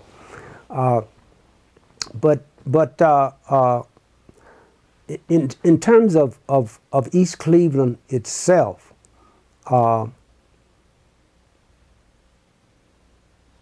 in terms of awareness, in terms of that whole thing that came together, one of the things that I got involved in pretty heavily through some folks that I had met was that the East Cleveland Public Library was going to be turned over to the county.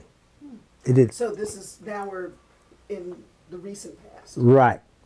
Well, you know, I'm here working with my nieces and my nephews, and then some friends of mine talked to me about the whole East Cleveland Library thing and how it was going to be turned over to the county. And so we decided, well, maybe we can stop that. And we found out that there was a particular relationship between the school board and the county.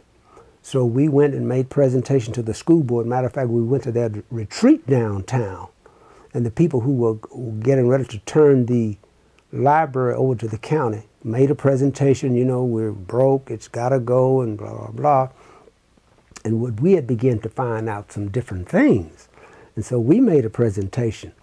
and one of the things that we found out is that some of the people on the school board had no idea of their relationship to the library, that they had the power to make that decision. So that information was gotten to them, and then they made the decision that the library would not go to the county. And so it's like that. The school board, if it knows its responsibility to the library and decisions that can be made or are not made, and you know, there was even some interaction from the East Cleveland administration in terms of what would happen and all of that. But what I'm saying is that you can't just look at the separate pieces ever in terms of a community, whether it's the library, whether it's the school board, whether it's the administration, and their relationship to other government entities and all of that, or entities that are coming into the community, whether they are corporate or individual. And it's like, and see, here's the thing. One of the interesting things about the U.S. Constitution that gives you certain freedoms, and one of the freedoms is I can be as ignorant as I want to. I don't have to know certain things. But for things to happen properly or in some sort of cohesive way, you do have to know. You moved from your earlier days of just being on the periphery of East Cleveland, sort of not really paying much attention to the city itself and its status, visiting your sister, maybe going to the theater. You noted that the theater was basically run by white people at that time, but you participated in it and tried to make some impact. Right. Can you think of the first time you ever saw, or if there was a time when the city of East Cleveland, in your memory, where people actually, the community actually fought for something? No. My interaction with East Cleveland at the level of administration or other agencies and entities only began about maybe 4 years ago. You know, and as I said, I would say, pretty engaged, and had learned some historical things. For instance, like the money that came in to Crookhaven Avenue that ended up only with this Silverman's there. Millions of dollars. And just Silverman and a pile of dirt was left after the money was gone. And things like that. Did you hear about where the money went? No. And so one of the things, you have to know history. All of that stuff have to be known and understood to not make mistakes. And as I said, the most painful part to me is that you do have this population out there, maybe 16,000, 17,000 people, most of them on some sort of government assistance, and know from an institutional point of view, and in my thinking, even from an administrative point of view, in terms of the city, nothing is being done. One of the most incredible things, now I did this personally, because I have a whole camera set up myself. And so, and I'll say it because it's true, I probably have about, I don't know, a couple of $1,000s worth of red light tickets in East Cleveland, right? So I took my camera and I went all the way out past East Cleveland. I don't know what community that is out there. All the way down to 55th Street. Took my camera and timed the lights from the time they turned from yellow to red. Okay, now I got it on tape. I went south, and the same thing. And East Cleveland is a trick. Their lights are timed differently, and ain't nobody dealing with that. I mean, I got it on tape. And so election time comes. Says, we can't get rid of those cameras because we need safety. We need that money to pay for our policemen and our firemen. Traffic lights are for safety. They are not for raising revenue. And I don't know, I'm not following through on that, but I think that's a serious lawsuit. And if they ever bother me about those tickets, I will just lay my ass there in jail till I die, because that's the way I function. I don't, I have, at some point, you have to revert to your own moral or ethical authority, because some laws and rules are unethical. For instance, just like with the whole segregation thing. So are you thinking that that should be one place where the community ought to fight? Oh, absolutely. And that's the community fighting against what the administration has set up? Absolutely. See, because here's the thing. If you start out, you come under the railroad there, coming out of the Case Restaurant Reserve community, and to get out to Cleveland, every light is timed differently. You sit there, and it's frustrating as hell. And even if there were shops and things along Euclid Avenue, who would deal with that? You know, and you go back. You know, we get tricked so often. When the Stokes came into power, and Louis Stokes went to Washington, it's wonderful to have him there, with his seniority, to get up in the finance committee to the top where he can say, well, no, y'all got to put this much money. But then to spend it on traffic lights to just mess up people's lives, it's crazy. You know, and we don't look at that, and we can't challenge it because, oh, then you know, he's a black man and he's there for us and all of that. But if he's not doing the right thing, if he isn't getting money to put schools in instead of these, for some companies to get contracts to put up traffic lights, you look at a corner like, Forest Hill, come down to Euclid. If you counted the number of lights there for the number of lanes of traffic, it is insane. A traffic light for every lane. You don't need but one light. The folk in this lane, they can see that one traffic light. And you understand that people don't understand. It was all about money and contracts, and not about trying to develop a sustainable community.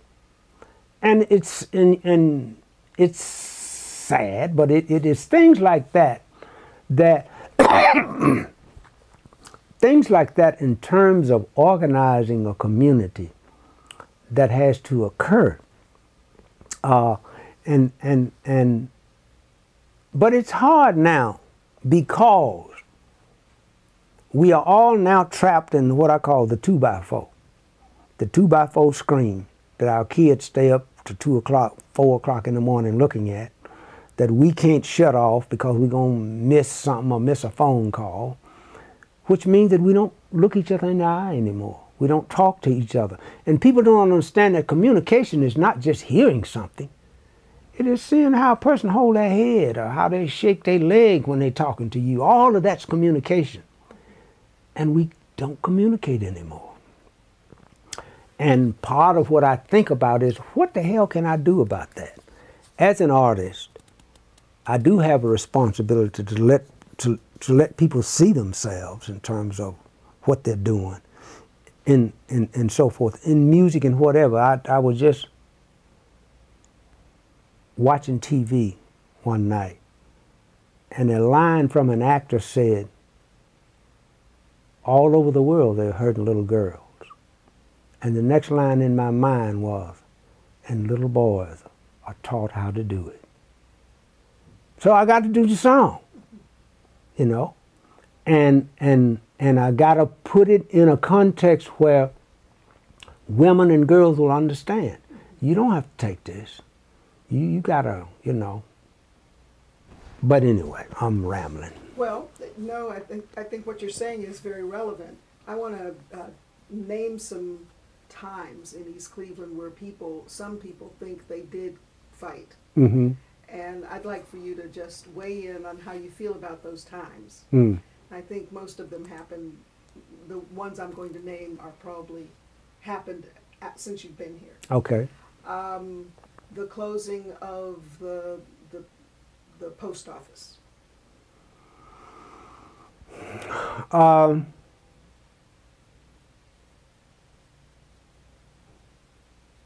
Shall I name all of them? Yeah, go ahead. Closing of the post office, Mm-hmm. The closing of the hospital, Mm-hmm.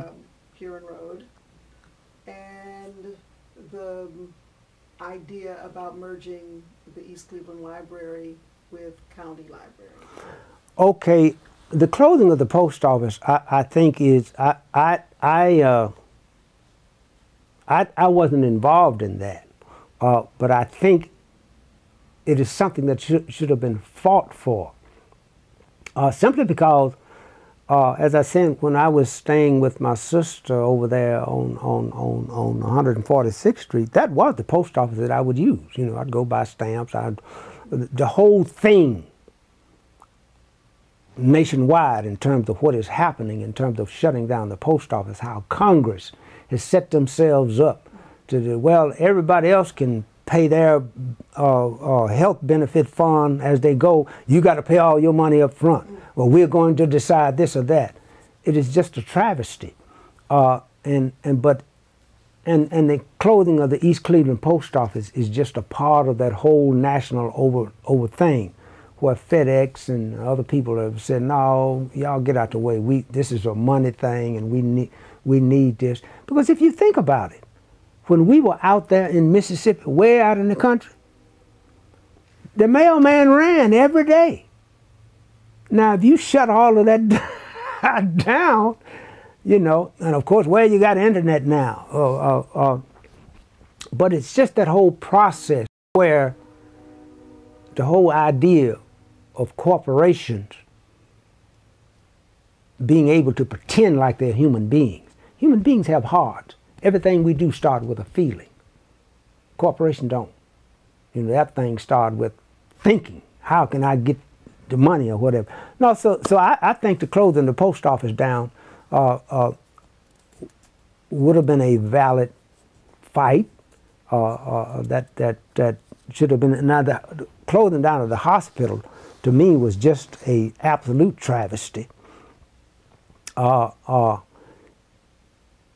Is there a way that the community would fight about one of those things differently than it would fight about the other? No. The problem is, let me go back to segregation buses and things like that in the South. Every black person there knew every day what the deal was, how I am being hurt. In a situation like in East Cleveland, we have not developed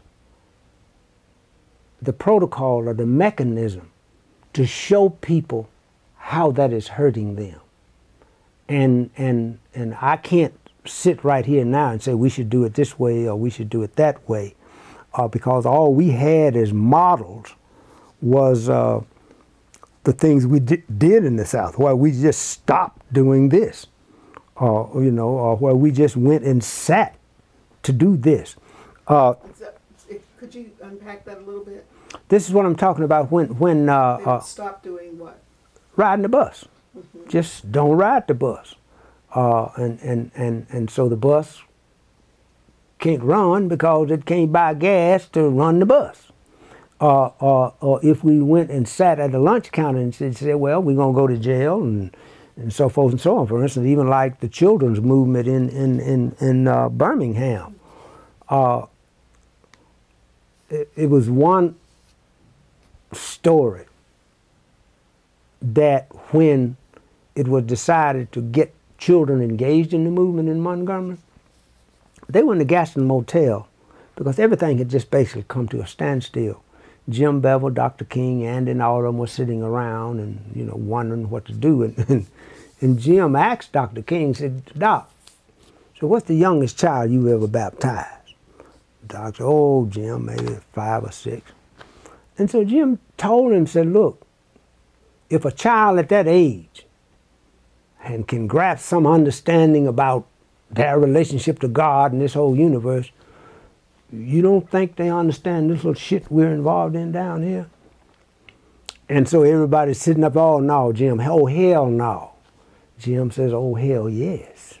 Now they argued all night long, and Doc just threw his coat over his shoulder and left. But 2 weeks later, Jim had those children in the street. And it's like, because even children from their parents knew what was at stake. And all those parents were fearful of what would happen to their children had enough understanding to say, yeah, let's do this. You don't have that type of community in urban settings because we're too migratory in that sense. You know, for instance, as I said, all my nieces and nephews now, they're out of East Cleveland. They're off in Cleveland Heights or wherever. And that whole community thing has never been solidified to the point where I ain't going nowhere. Like the people in Little Italy say, hey, 100 years from now, Little Italy is Little Italy. Black people have never had that sort of solidification. And in times when it has happened. In East Cleveland. In East Cleveland. Basically, in other places where it has happened, for instance, like Tulsa, Oklahoma, or wherever, you know, white supremacy will come in and destroy it anyway. But it is like that whole community solidification. You know, when we left Kinsman the 79th to come out to Glenville, that was a migratory process. We didn't, there was nothing, that solidification never happened. You know, that could happen in, let's say, for the Slovenians in Collinwood or the Italians in Little Italy. And years before, when we were forced to live in a community and nowhere else, the educated blacks were there with the ne'er-do-wells or the working class people. We were all there. You know, the Forest Hill Hospital or whatever was there. And so coming into East Cleveland, Huron Road Hospital was not something that we built. It was something that we inherited, and we had no sense that we've got to keep this. So you think the community actually did not fight about the hospital? As far as I know, they did not. Not the community. Now, there were people who were aware, certain people who were aware, but in terms of to do something, you have to have that communal awareness where a lot of people are aware. You know, and in terms of, for instance, like the whole issue about turning the library over to the county, in terms of the library's charter and what could happen, for instance, one of the things that we did is that we approached the Ministerial Alliance, the ministers in East Cleveland. And it's like, that didn't go anywhere because, you know, they are kind of like, even churches now are not what they used to be as a community thing. If you could go back to the hospital for just a second. Yeah. What would it have looked like? How would it have been different if, in your opinion, the community had fought about the hospital? What would it look like? It would have looked like my niece Millicent and her 9 children, all of whom were birthed at Huron Road, being there, and all of the other women who birthed children there, all of the people who had been medically attended at Huron Road. And I hate the word somehow. I'm just saying there was no structure in place to say to those people, They are getting ready to take out of your community, to tear down in your community, the place where you can go at 2 o'clock in the morning to get attended to. You know, when I lived in Cleveland on Paxton Road, I went to Huron Road when I got some glass in my foot. And so there is no networking in a communal sense to be in touch with people who will be negatively affected by, let's say, moving that hospital out of the community. I'm thinking about the mimeograph machine where 10,000 copies don't get on the bus. Joanne Robinson, a woman right, from Joanne. Cleveland, That's right, as a matter of fact. You know, and that, yeah. And that mobilizing all these people who don't have that much money, overnight, without cell phones, no email, and they managed to not get on the bus. Right. But in East Cleveland, 17,000 people, we couldn't get 15,000 out. In fact, we didn't get over 100 at any given time. Yeah. And so it's the thing of, one of the things, Leslie, that really kind of weighs on me, it was women behind the scene, behind Dr. King and the Jim Bevels, who did profound work, most times without recognition. And it is like, to me, even change like in East Cleveland, there has to happen. How it will happen, I don't know. That whole connection between women, and I'm saying that misogyny, in working its own thing, is working against women coming together and making those connections. See, because here's the thing, as I was saying before, it is women who birth the children, who have that integral, real physical connection to them in terms of, this is life that I brought into this world, and I feel for it, I've got to protect it. That connection between women is being fought tooth and nail by misogyny. You know, it's like, you know, you just do what I need you to do, and that's it. And to me, that not much else is going to happen until that has happened. Oh, this brings up so many questions for me. Okay. One of the questions has to do with how to address misogyny in East Cleveland, and what does it look like in East Cleveland? This is, and I can get sort of personal with this. As I said, in terms of my nieces,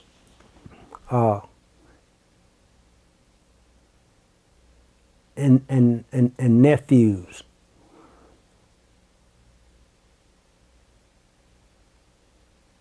it looks like this.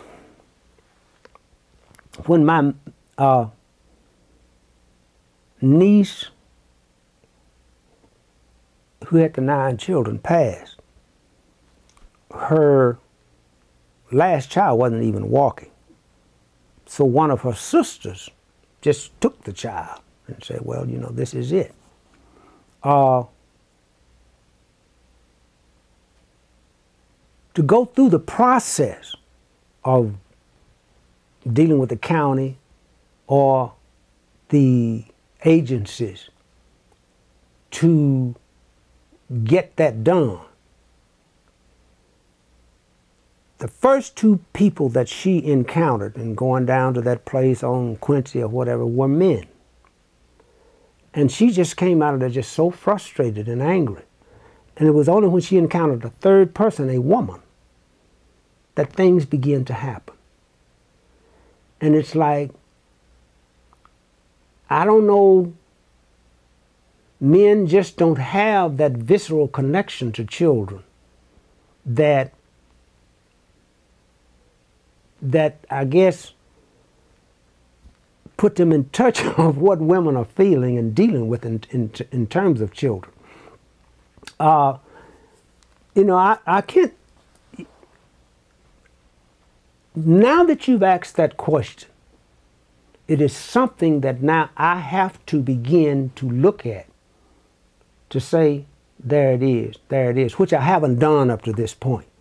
You know, I'm just aware, just in a historical context, of just how men relate to women, whether it's the wages thing or whatever. But to give specific examples of how I see misogyny happening in East Cleveland, at this, I can't at this point give, you know, specific example. In the library, you mentioned that you were a part of a group that encouraged East Cleveland to maintain an independent library. Mm-hmm.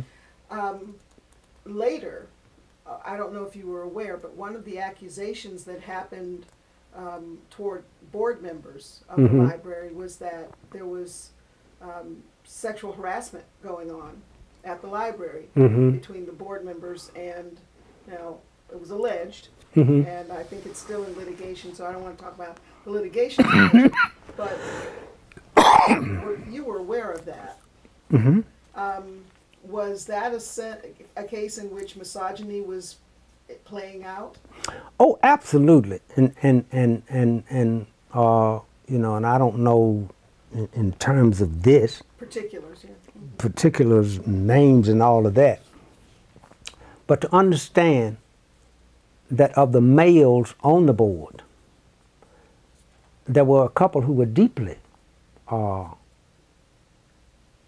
involved with the administration, which meant that they felt that they could do certain things that they could, you know, wouldn't have to worry about. And so... Wouldn't have to worry about? Wouldn't have to worry about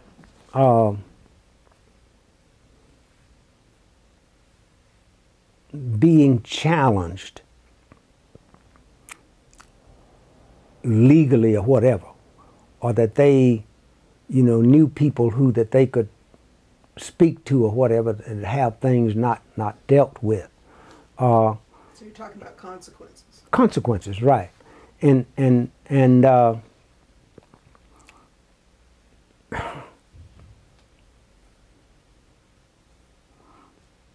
a part of the issues like that, when you look underneath, you see people reaching for power or money, okay? And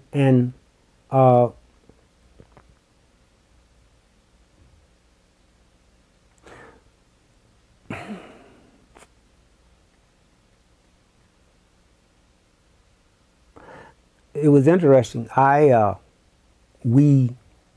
I'm working with a group of artists right now called the Anansi Artist Alliance. And to see that whole library thing play out and the different players involved in it, and I'm familiar with them, are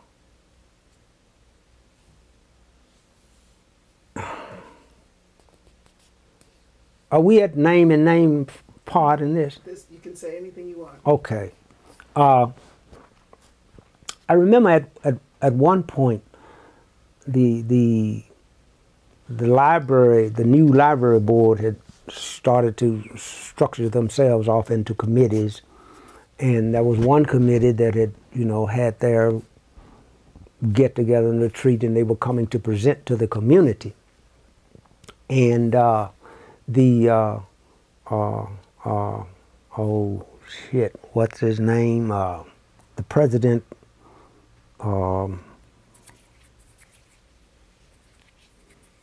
But anyway, the president had just decided, no, y'all ain't gonna meet. I ain't gonna let this happen. And they were meeting downstairs in the library. So they decided, well, we'll go up to the auditorium. And he came up and still interfered. And it was incredible to me One of the persons that when we were trying to find people to go on the library board, we approached Ed Parker. No, I don't want to have nothing to do with that. And I went back to Ed again. Said, no, I can recommend some folks, but I ain't going to have nothing to do with that. And the day at the library when this committee was trying to present to the community where they wanted to go and how they wanted to structure themselves, how they wanted to interact with the community, what is this man's name that I can't think of? Talking about the president of the library board at that time? Yes. I believe that was Mr. Fambro. Right. Bill Fambro was the person who just was not going to let this committee do what it wanted to do. And in that meeting, the other person, the vice president of the board, shit, I'm old and names keep escaping me. Let's see, at that time, the members of the board were Mr. Fambro, who Mm-hmm. was president.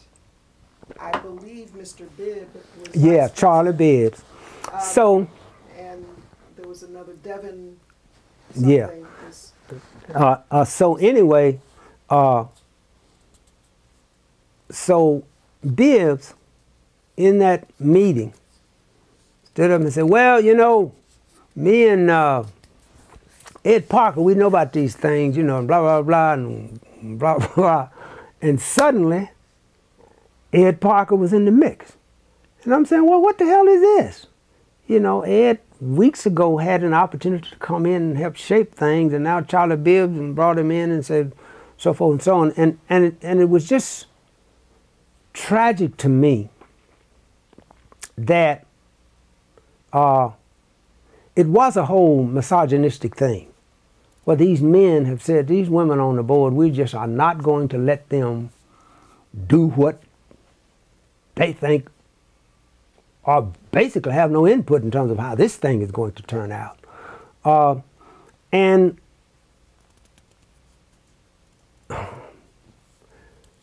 you know, not being involved on a day-to-day basis in terms of that, in terms of firing the director and all that kind of stuff, to me it was just a big misogynistic mess that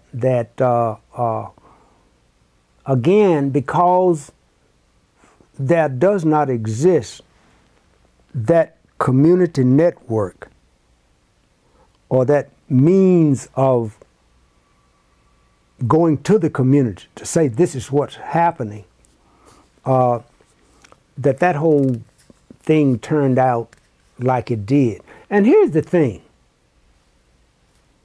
When I'm talking about putting all the pieces together, for East Cleveland to sustain itself as a community, it needs resources. That is income taxes, or corporations in the community paying taxes, or foundations providing money, and so forth and so on. None of that is happening. So East Cleveland as a community basically is just, it's not real.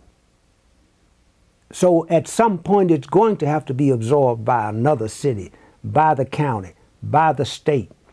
So this is your vision for the future of East Cleveland? This is, you know, if I had a vision, that would not be it. Okay. Do you have a vision? My vision for East Cleveland would be for those institutions to the west of East Cleveland. I'm talking about University Hospital, I'm talking about Case Western Reserve, I'm talking about Cleveland Clinic, saying to themselves and to the world that this don't make any sense. For those 17,000 people just sitting out there,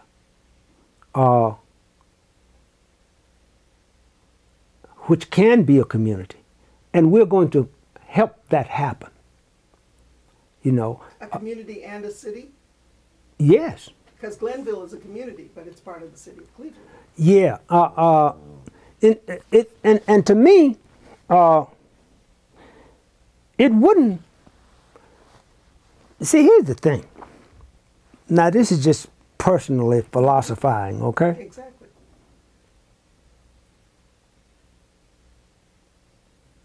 I'm a human being on earth. I had no say-so about being born in Mississippi, born in the United States of America. So, for me to fall in love, oh, I'm an American, I got to wave the flag. The hell with a flag. I need air to breathe, water to drink, food to eat, shelter from the elements, and relationships with other human beings. Okay? Now, I know that that has to be structured in some kind of way. And the way it can be structured is that as an individual, I can relate to people in a community.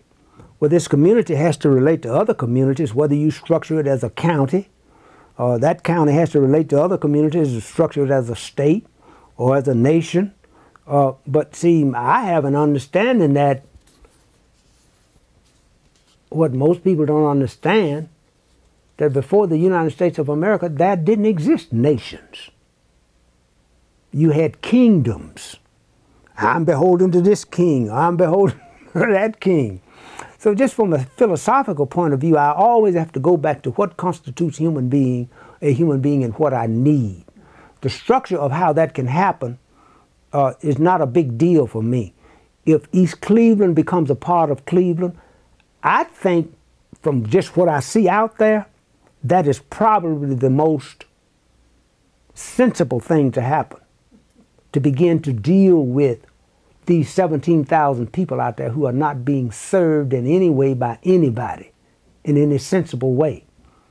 You could begin to address issues, all kind of issues, whether streets. I mean, the streets in East Cleveland are just, God, it's worse than driving down the country roads in Mississippi. And so what I see is that East Cleveland will be absorbed by, I don't care how, I don't know how they're going to split it up. Everybody would say, well, all you folk up there on the hill who kind of got nice houses, y'all go be part of Cleveland Heights and East Cleveland. I mean, you can be part of Cleveland. But in the whole, in terms of county government administration, everybody's going to have to be involved in terms of looking at that. But East Cleveland, just as a small entity, self-sustaining, doesn't make any sense to me now in terms of how things have to happen. If you're talking about sewer systems, if you're talking about drainage, if you're talking about school systems or whatever. And it doesn't mean that that library couldn't be an independent thing, which it probably won't be anyway in terms of how things work out. Because if they could keep their charter as it is, there are wonderful things that they could do, but they would need to be sustained by in some other way. I don't necessarily see it having to go to the county. Well, but the even charter is connected to the school. To the school system, and Yeah. the school system then would be connected to the city of Cleveland. Mm-hmm. And so I don't have a vision, let's say, but in terms of just realistically looking at what has to happen, that I just think 4 years ago, when you started working on keeping the library as an independent institution from merger with the county library system, was your vision of East Cleveland as a city different? No. In the sense that I had a real sense, I had a real understanding that there were no corporate entities in Cleveland, East Cleveland, that could provide an economic base to sustain the things that were needed for a community to sustain itself. So let me ask you this. Do you see any viable way to attract those necessary institutions and businesses, I'm assuming you're saying, because you're talking about a tax base, to East Cleveland as a city?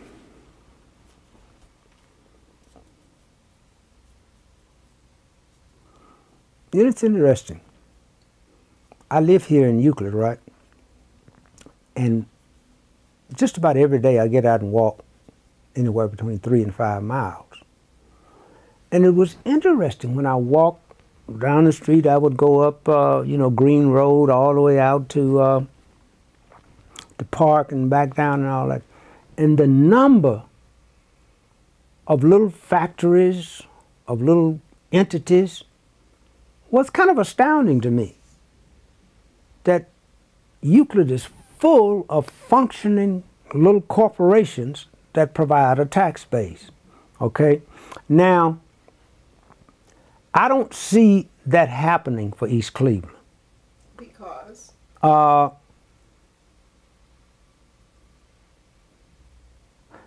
not going to say I don't see it happening, but what I'm saying is that I don't see.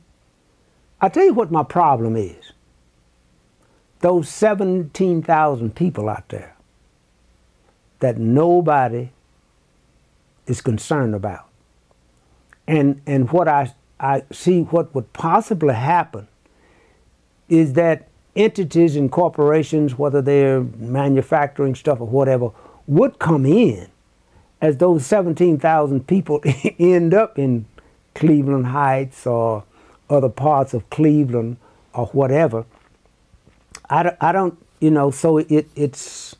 Now, let me see if I understand you. Yeah. So, as you walk around Euclid, you see small businesses. Those small businesses are created by whom? Let me throw the racial thing in there. They're created by white folk who have some money and who have business acumen in terms of like what it is that they want to do and what they're doing, how it would tie into other businesses and corporations and so forth and so on. And so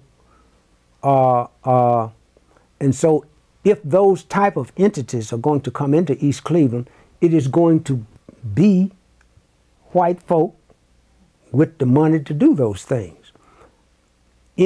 Of the 17,000 people here in East Cleveland, that is not there in terms of the resources, the education, and again, you're getting back to institutional things. The whole thing that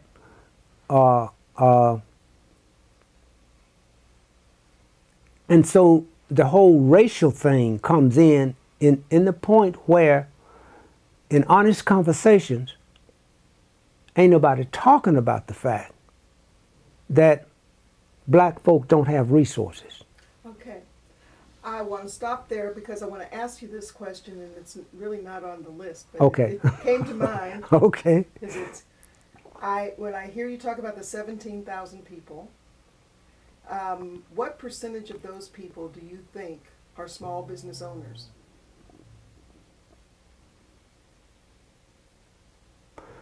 Very few.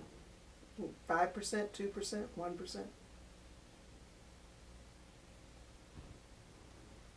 Wow, I couldn't put a percentage on it in terms of just actually, for instance, like I do know that the guy who fixed my car up there on Hayden, he has a little shop,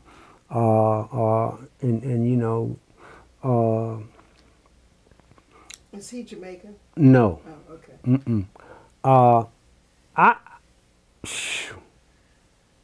So there are some tiny little businesses all along Euclid. Are there other people who have live in East Cleveland but have businesses in Cleveland, for example? Or the real question, the core question I'm getting to is the difference between race and class, race and money.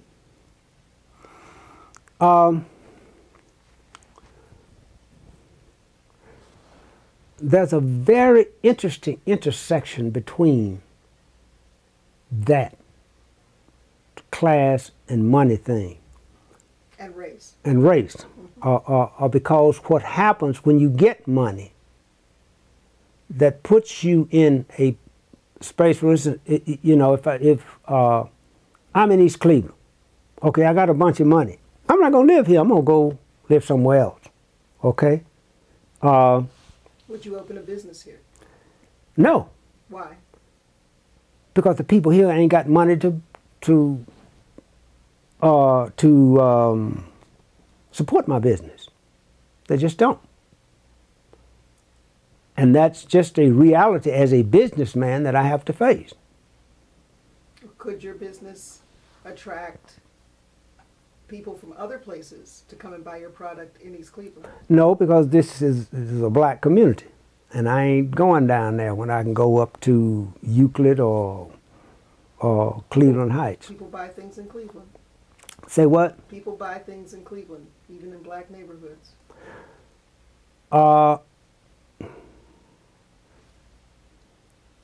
In other words, what is it about East Cleveland in particular that almost sounds like a shunning effect on business? What is it about this city that means to you that businesses would not build here and would not be attractive? See, you have to talk about what kind of business that you're talking about. Now, see, over there where they tore the hospital down, if a manufacturer of a widget that could be used by Boeing in Washington would have no problem coming in, putting his widget factory there, and maybe even hiring some of the people in the community. I don't see that as a problem, you know, but in terms of just the general retail businesses like a clothing store or a food store, that's not going to happen because the people in the community don't have the money to sustain that type of business, particularly when they can go up to Walmart and get maybe 10%, pay 10% less. I see people from East Cleveland at Dave's in Cleveland Heights all the time. Right.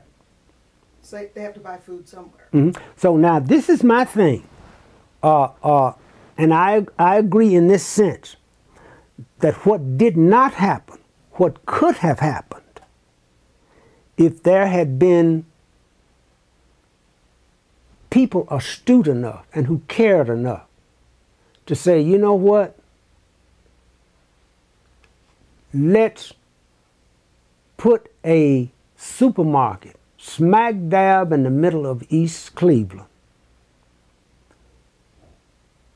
Train the people, resource the people, black people to do it. But that did not happen.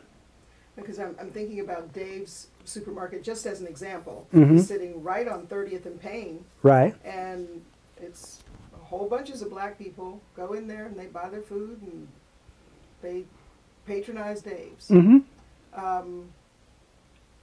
I'm looking now back to what you were talking about East Cleveland and how it's likely, it sounds like, and you correct me if I'm misunderstanding you, Mm-hmm. it's likely that it will merge in some way. Right. Because you can't attract businesses. When you take your walk in Euclid, what kind of businesses do you see that could not fly in East Cleveland? Are you seeing retail shops? Are you seeing little manufacturing places? What are you seeing? Seeing the manufacturing, little manufacturing entities and so forth and so on. See, here's the thing.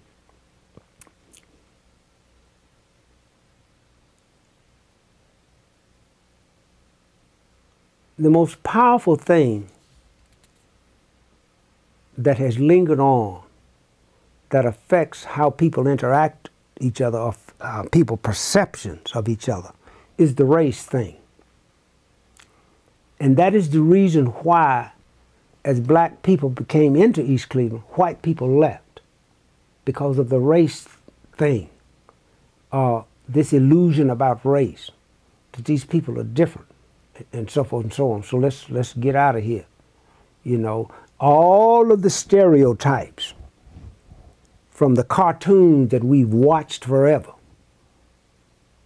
on TV, that stuff is still there. You know, just like when I was talking about growing up in the South and inculcating all of the inferior stereotypes about myself, white people inculcate all these stereotypes about themselves. Well, we're not ignorant. We're cultured. We do this or that. We're different. All of these stereotypes that we have inculcated about race will determine how people do carry out their day-to-day lives, you know. And so this is what I'm saying. The guy who sets up his factory and his employees, if they're white, are not going to move back to East Cleveland. And your position is, if it's a person moving a factory into East Cleveland, it would be a white person hiring white people who has already hired white people. If I'm a manufacturer, there is the thing that I have to hire or train people to do whatever it is that I'm manufacturing. And how do you choose your location? No, I'm not talking about a location. I've already decided that I'm going to put my factory over there where Huron Road Hospital was. Okay. Now, to manufacture my widgets, I got to find people who already know how to make the widgets, or train them to make the widgets. Okay. And I have to be dealing with my bottom line and how much money I can spend on training and how much money I can spend recruiting people and all of that. So my first thing is to find the people who already know how to make the widgets. Okay? They're not going to be found here in East Cleveland. They're going to be found in Solon or Cleveland Heights or somewhere else. And that's just a reality. I know my nieces and nephews, okay, who live in East Cleveland or are now moving into, say, they don't have the wherewithal to do that. Now that's just a reality. My thing is that going forward, we have to talk about that for real. So when I set up my factory, the people, most of whom are going to work in my factory, are going to be from those exurb communities. That's where they're going to come from, but they're not going to move to East Cleveland. But their taxes would be paid to East Cleveland, so would your business. Right.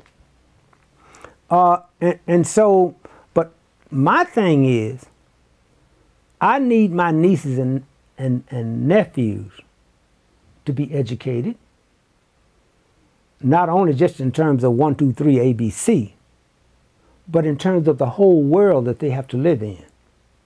You know, and that is just, it's not happening.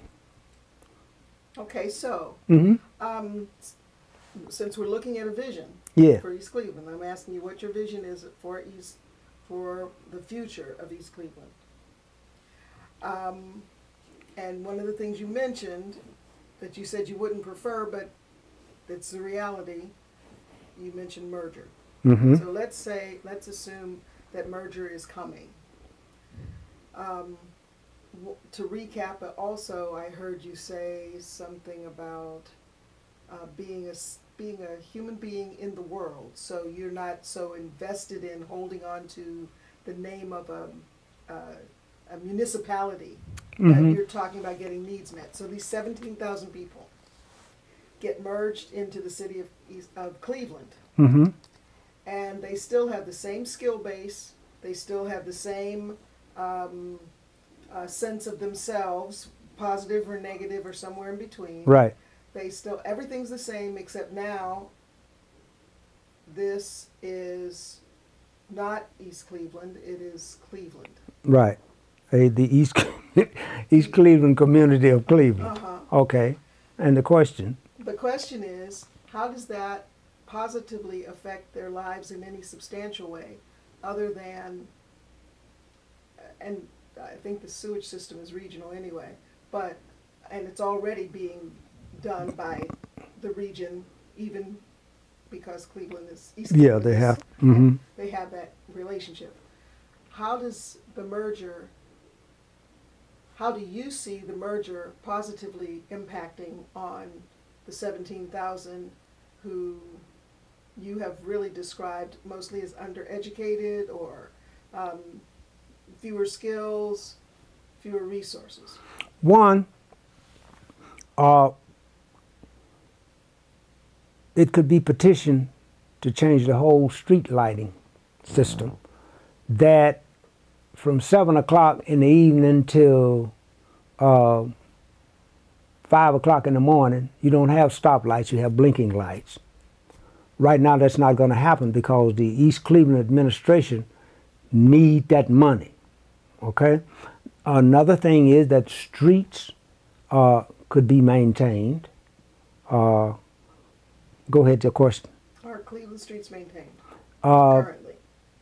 Much better than East Cleveland streets, definitely.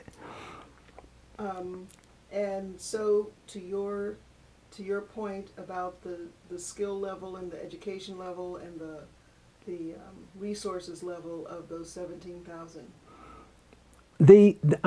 I'm saying I understand this. The resource educational skill level here in East Cleveland is probably no different than Huff or Glenville or Mount Pleasant or whatever. I understand that, you know, and so I'm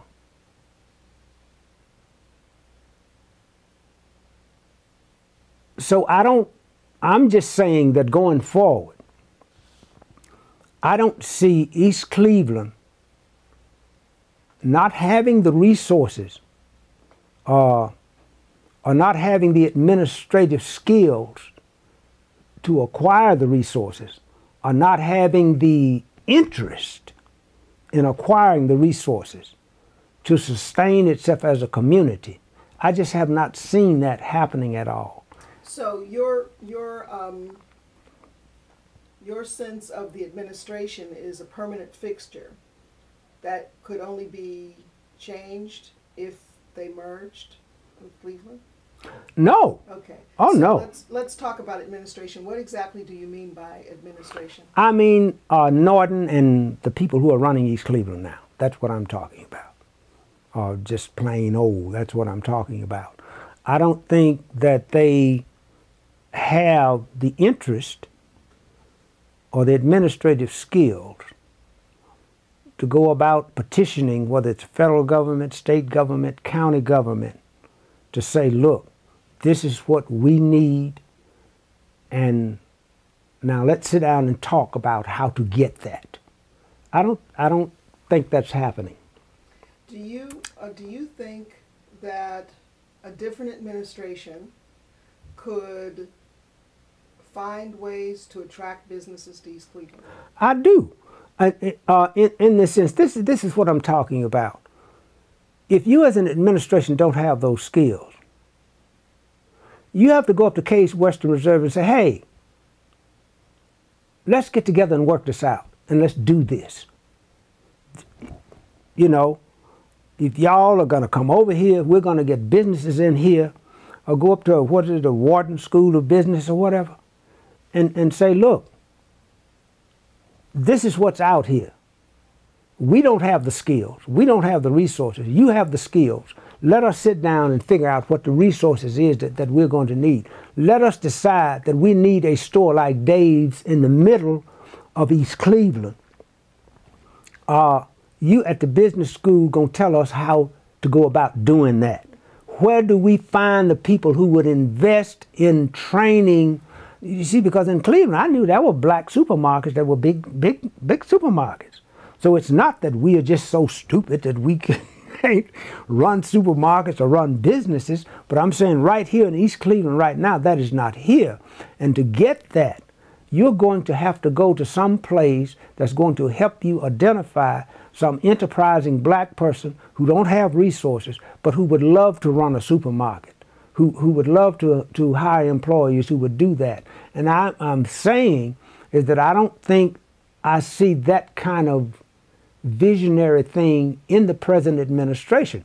And it's like to have a vote and for someone to go out and, you know, find 400 folk to put him in instead of Norton, you're still in the same place. So, you know, I don't know, Leslie. Maybe we need to run you. Absolutely. Not okay.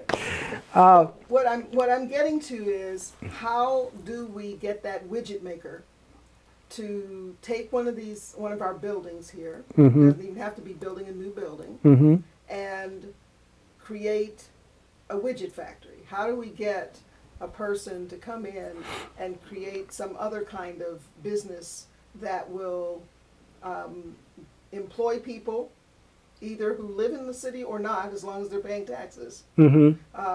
And what often happens is, when you get a job in a city and that job becomes permanent and you like it, pretty soon you start moving closer and closer to that city, because that's the migration of necessity.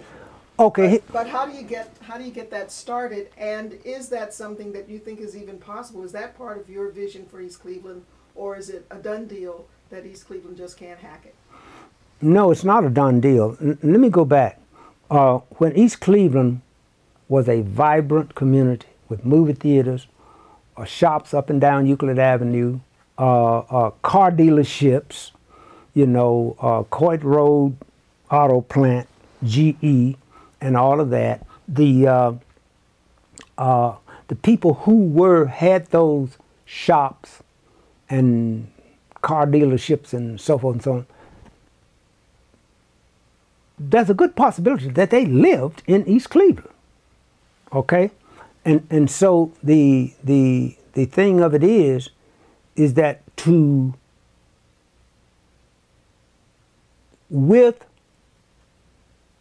the 17,000 people out here being black,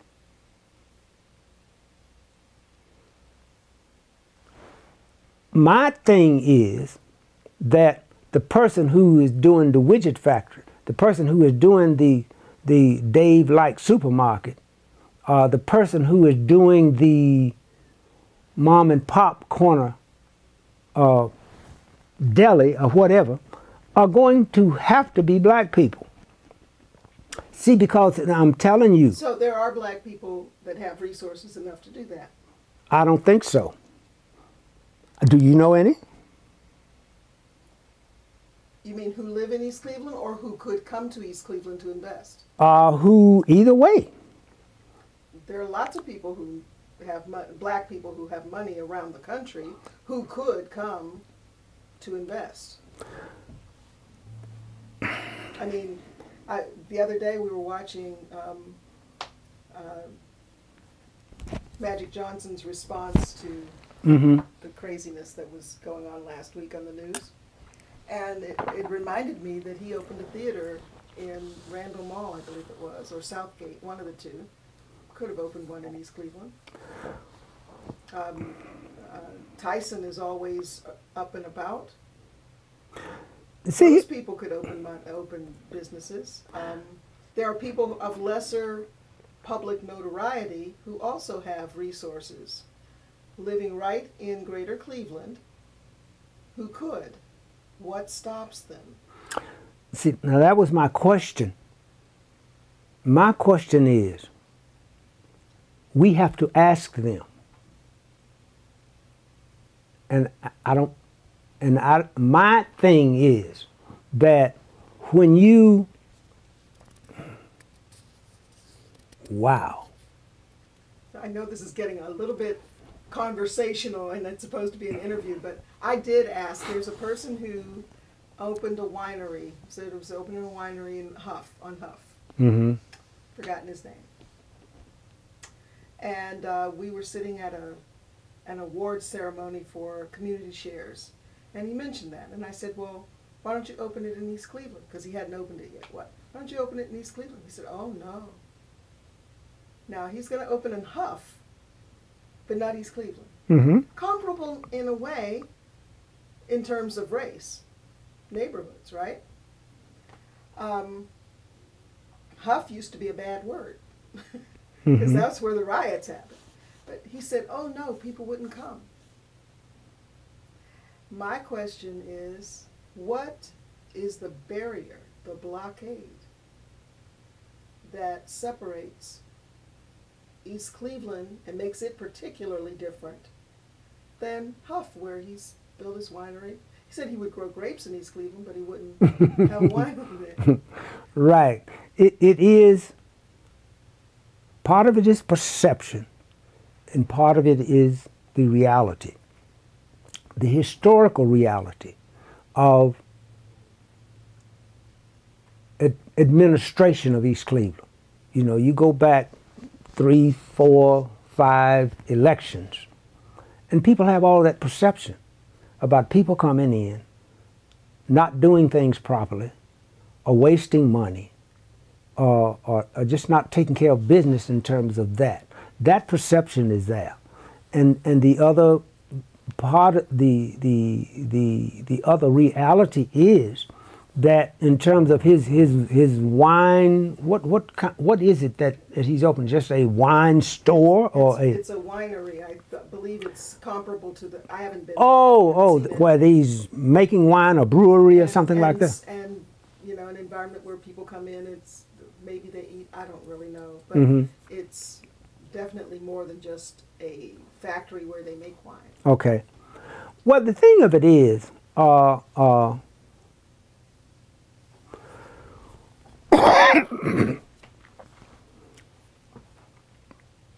there is that historical perception of that when white folk left and black folk came in, resources left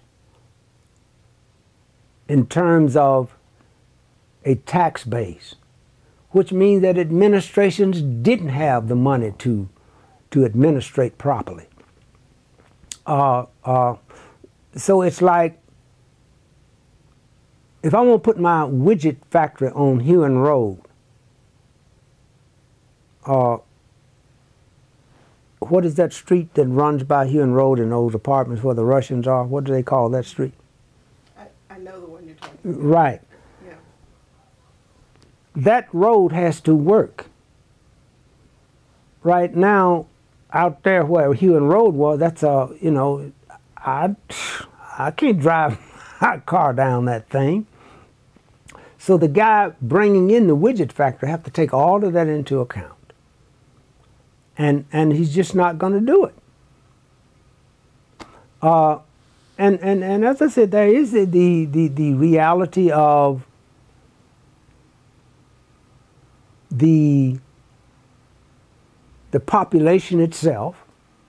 As I said, that I visit every day, my nieces and nephews, you know, in terms of helping them deal with the kids and all of that. It's just not, the thing has to be approached holistically. And when you think about that there are black people who have resources like a Magic Johnson and all of that, there's that other thing.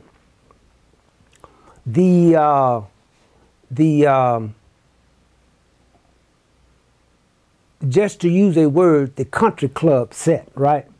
Where businessmen meet and talk and make deals and so forth and so on.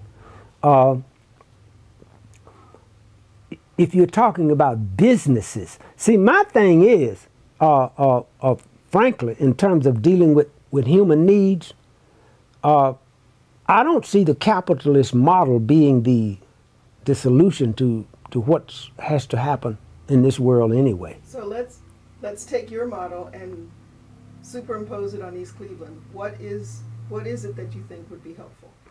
One of the things that would be helpful is that to understand that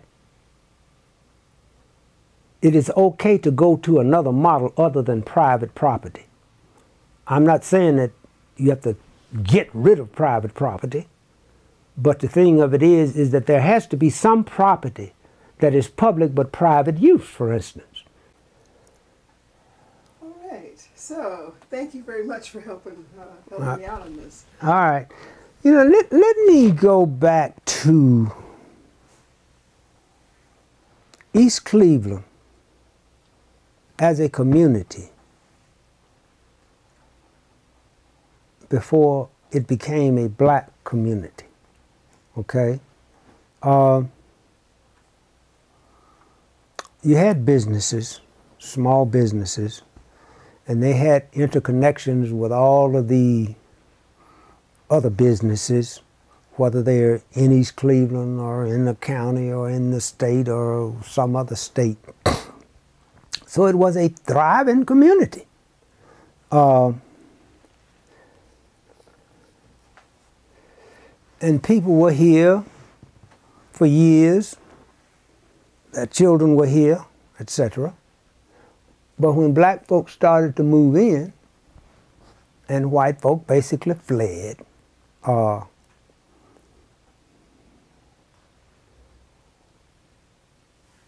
Of the 17,000 people who are in East Cleveland now, how many of them do you think are white or other? I don't know. I have no, I have an idea. I just know I don't see white people as I'm moving around. Maybe occasionally I do. And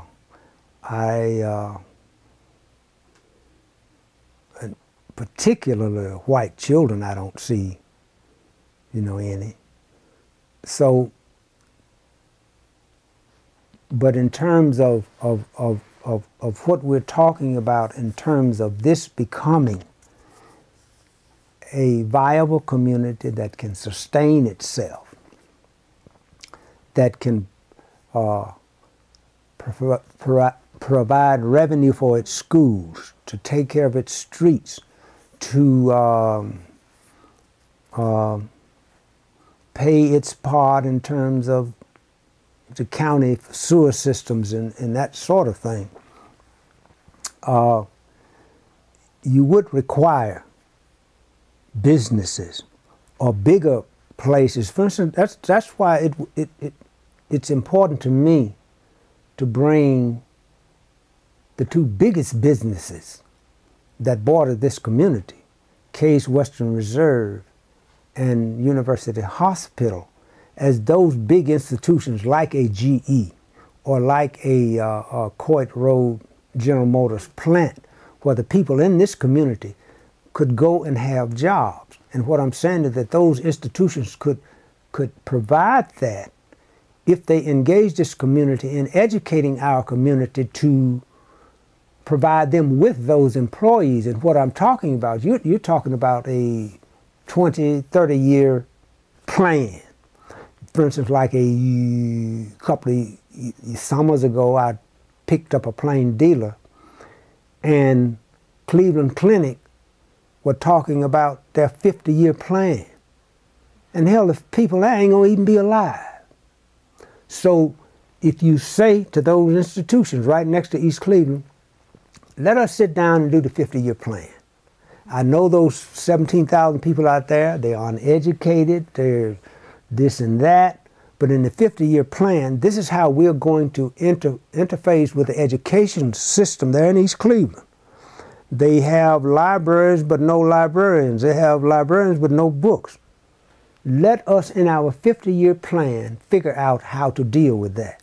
And what I'm saying is that I don't think the present administration is even thinking about approaching that. Those institutions to say, you've got to be the GE, you've got to be the Coit Road that's going to provide employees that can pay us taxes so that we can do this. And then we can go to, what's his name, Magic Johnson, and say, come, sit down at the table with the University Hospital, Case Western Reserve, the administration, and talk about getting this supermarket put in right here. We got your back. We know it ain't gonna be just like setting up a supermarket in Cleveland Heights. So we all gonna have to work with this together. And so and it might be a part of what I was talking about as a child, inculcating all of this negative stuff, that maybe folk who have run East Cleveland as an administration feel that, we can't go to these white folk, that gonna make us look inferior or whatever. No, hell no. It makes you look superior when you know you need something and ain't got it and go ask someone to help you get it. That's when you are demonstrating your real humanity. And so the thing of it is, Leslie, it's like, for that to happen, and I truly do believe that there are people inside of Case Western Reserve and University Hospital who would hear that, who would say, look, you've got to come out to Shaw High School and demonstrate and show what nurses need to know coming out of high school before they go to Case Nursing School, and help us set that up. That's a part of the 20, 30-year program.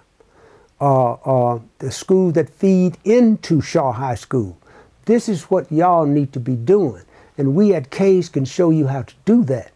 And we can show you how to get the funding from whatever organization, whether it's from Bill Gates or whatever. See, because one of my own pet things, this whole public charter school bullshit that's going on, whether you call it bullshit or not, I don't know. But my thing is that how about setting up in East Cleveland an urban boarding school? You're talking about a couple of $1 billion maybe even to get the thing set up. An urban boarding school where the kids from 6 o'clock Monday morning to 4 o'clock Friday evening have to be on campus, getting just exactly what they get in private boarding schools. All the amenities. You go to bed at 9 o'clock at night. You ain't sitting up looking at your thing. You get up 6 o'clock in the morning, you eat your breakfast, you do your things. After school, you go to the swimming classes or dance classes or music classes. That's my vision. And I'm saying between the University Hospital, between Case Western Reserve, between an administration who has vision, between Bill Gates, you damn right. Go to Bill Gates or Soros and say, look, this is what we're going to do. An urban boarding school. Because ain't nothing else happening outside of our children.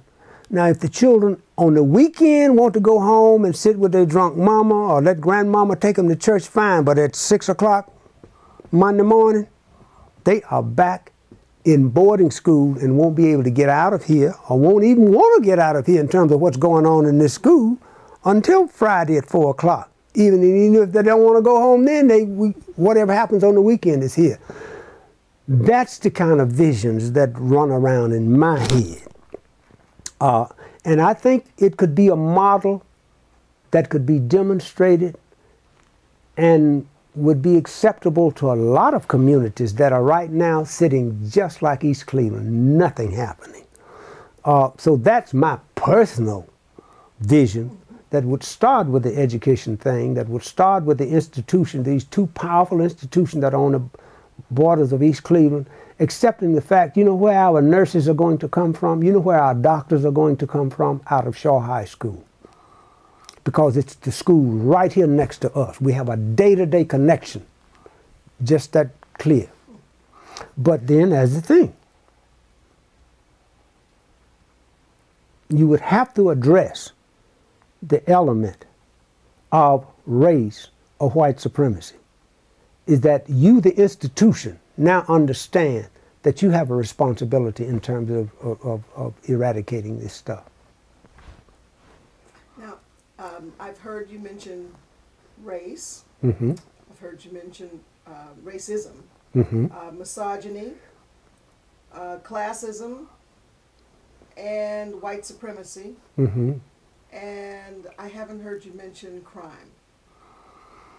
Can you say something about that and Yeah. how that is a factor or not? Yeah, it's a factor. And again, we have to go back to having honest dialogue. If I wake up in the morning and I ain't got no food, you know what I'm going to do? I'm going to go out and get something, some money or steal some shit or whatever, because I have to eat. Go to your cousin's house?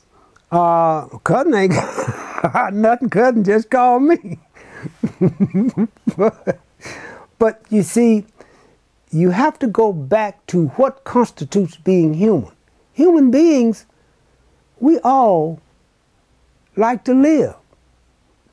You know, we like, life is nice. Most folk, now I know some folk will get to the point where they say, this ain't worth it. Let me go on out of here.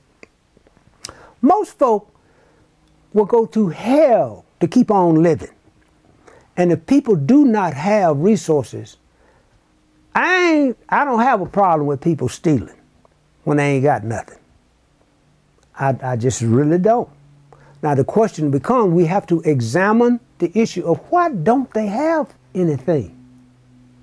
And then we go back to the whole thing of education and all that. So you're going to have crime where people do not have resources. And you can't get around it. You just cannot get around it. It's not like people just wake up in the morning and say, oh, I think I'm going to go out and do a crime. I'm going to kill somebody. I'm going to steal something. That really is not human. Now, we are in a culture. We did have poor communities where crime was low, especially theft. Absolutely. Absolutely. But the thing of it is, there was community.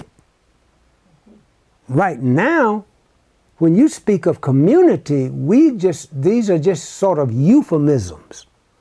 They aren't, see, because here's the thing. For every word that comes out of your mouth, there is a physical manifestation or an action that you're talking about. And you have to keep that thing in mind. Community. Where people are sharing something in common, whether it's taking care of each other's kids or looking out for each other in this way or that way, or providing something for someone who don't have something. See, I was talking with a bunch of librarians that I meet with once a week, young folk who really are trying to deal with this whole question of what do we do about what's happening in the black community. And they were talking about, well, we have to love each other. And I said, well, ho. What are you talking about love? Are you talking about what a mother feels for her children or the children feel for the mother? Are you talking about what I feel when I get around a good-looking woman? Talk to me in manifestations of physical realities. Love to me is doing for people what they cannot do for themselves. I came into this world a nonverbal quadriplegic. What my mother and other folk did for me when I couldn't do for myself, that was love. Now what happens is that is something that lasts our whole life long, but the older we get, the less we think about that.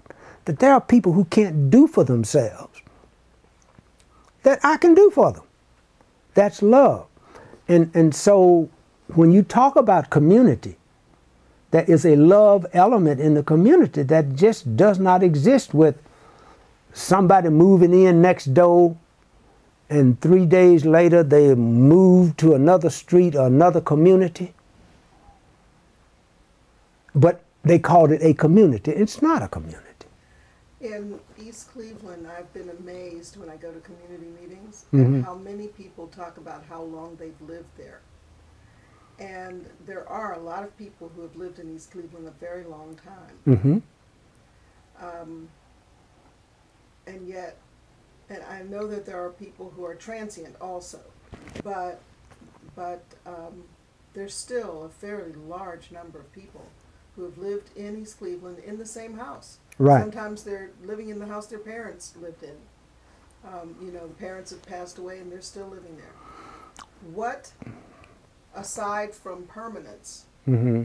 do you think we need to build community where when there is someone who needs something, other people help and you operationalize that, you call that love. And so what is it besides permanence do we need in East Cleveland to build community? I'll tell you what. If you go to a Jewish community, I don't care if it's just 2,000 people there, you know what you're going to find? Jewish Community Center. That's functioning and has an insight and element to everything in that community. You know, you go over in the Little Italy, there's the Italian whatever community. You know, you go to Collinwood, there's the Slovenian house, okay? Now, that's one thing that we have to understand about community. Where is that place where my kids can go? Where is that place where the old lady can go? We don't have a community center in East Cleveland. That thing down on, what's that street down there, Shaw? That ain't what I'm talking about. You understand what I'm saying? Now, that is one thing that an administration could address. We are going to have, we don't know what it's going to cost, but we're going to build in East Cleveland the African American Community Center. And where kids can go. I remember when I first got to Cleveland, we were living down on East 80th Street, south of Kendron.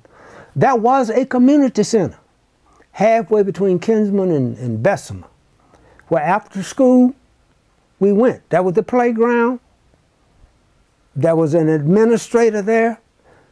That could be one thing that in terms of the, now we're talking about the 20-year plan, because the big institutions know that those people who've been here for a long time, 20 years from now, they're going to be gone, dead. Okay? And so I think one of the essential things in talking about the case, University Hospital Administration, blah, blah, blah, the African American East Cleveland Community Center would be, I think, one of the essential things.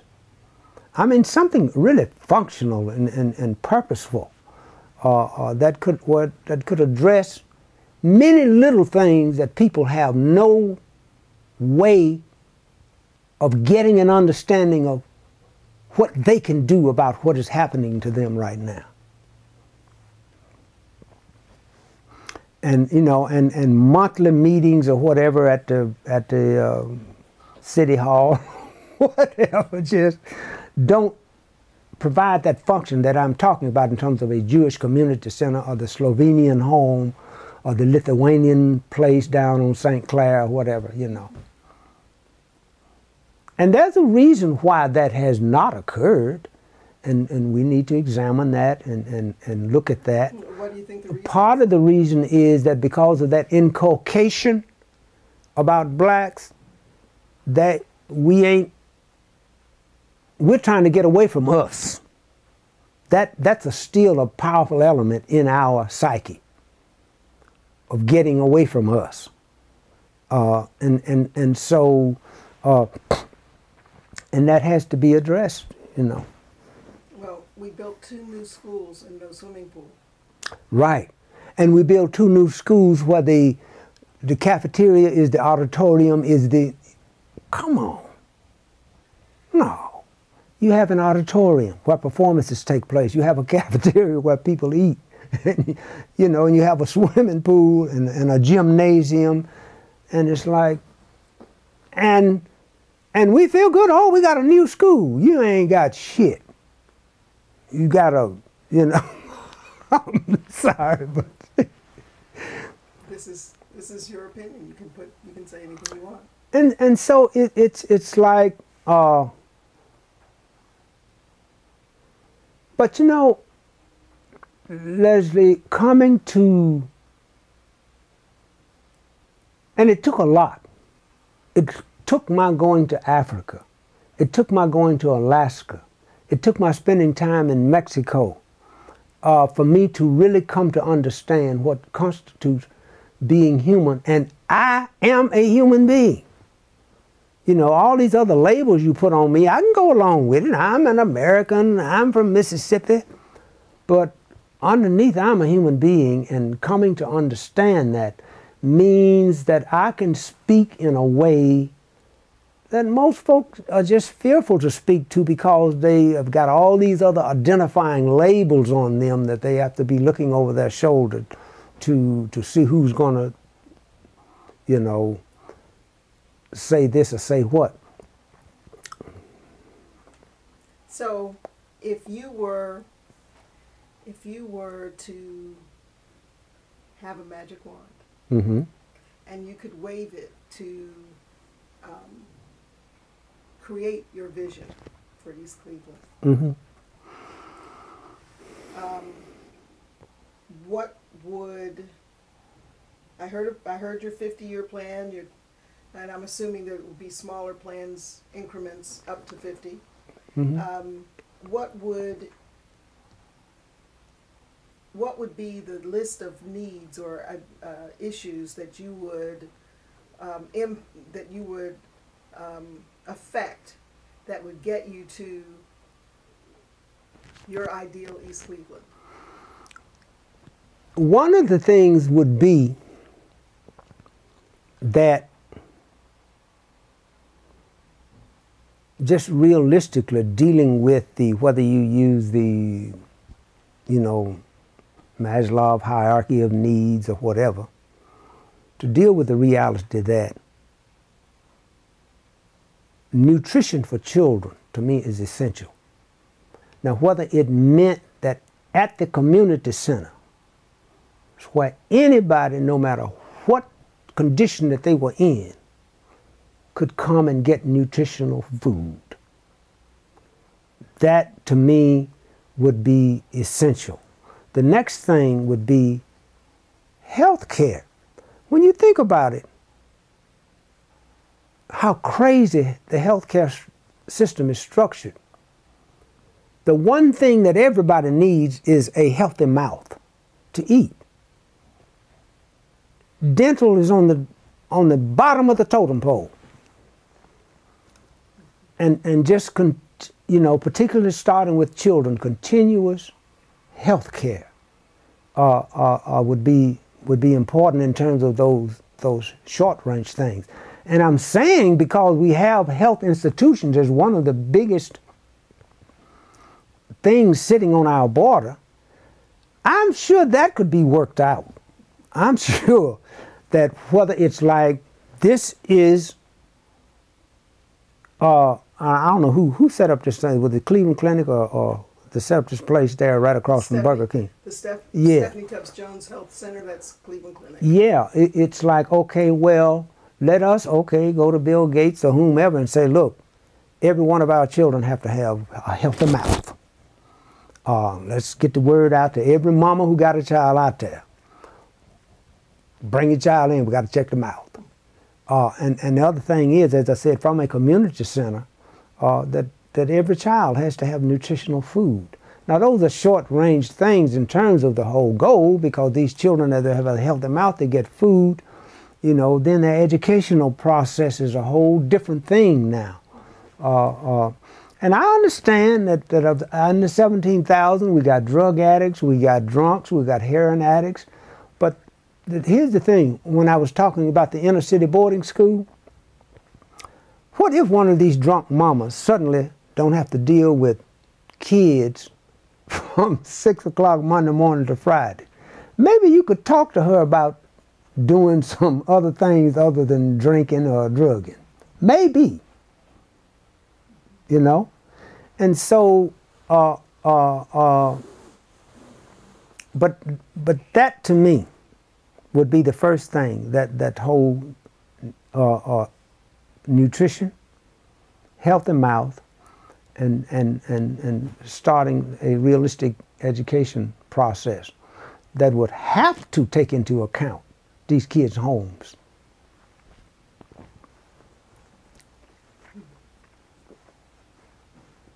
What are you prepared to do to make East Cleveland better?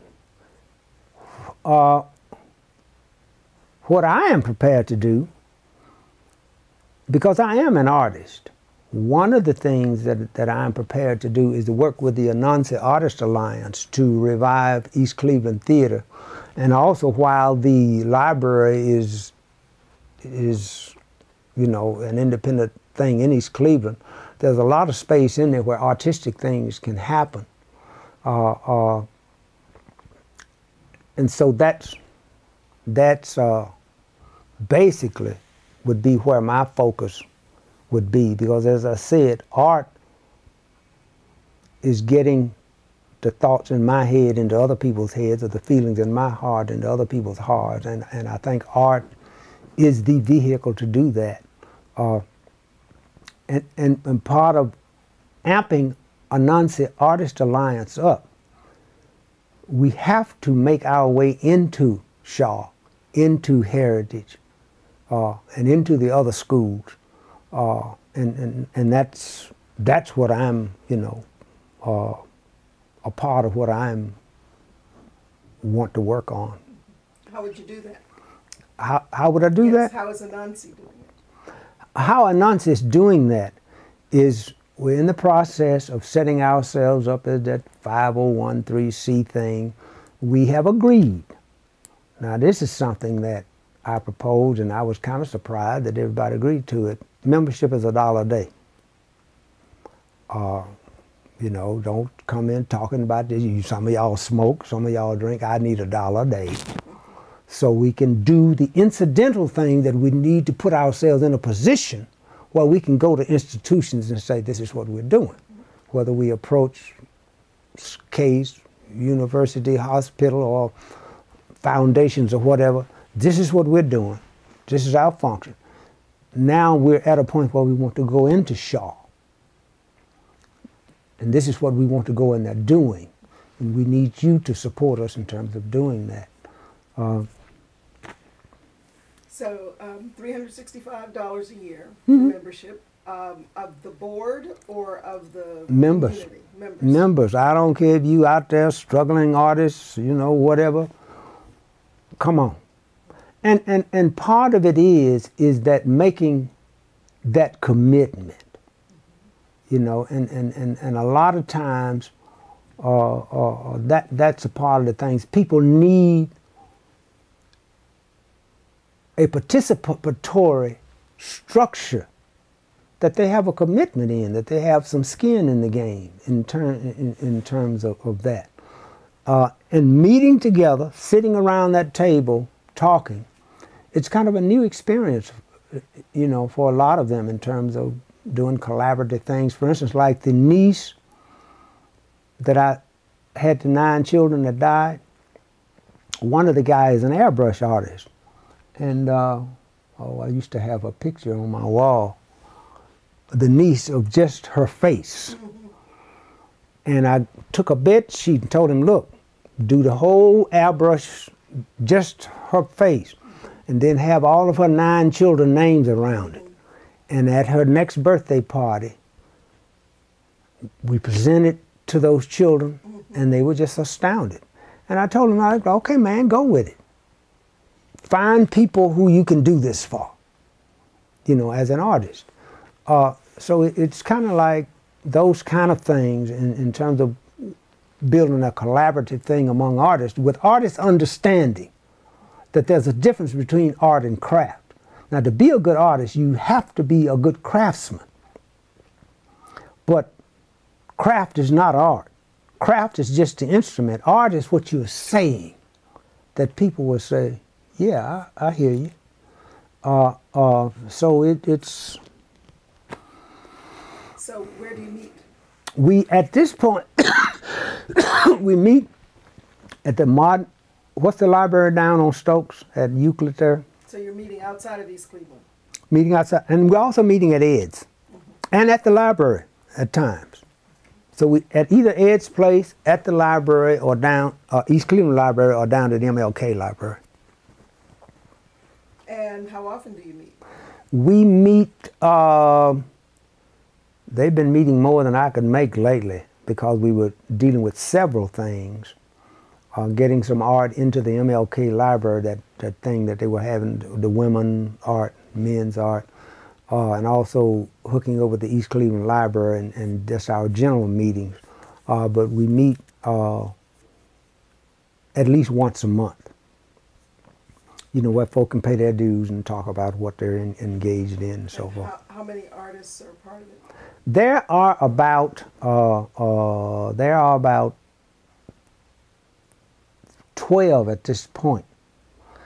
And the thing of it is, it's just like, you know, my thing is, you know, be patient.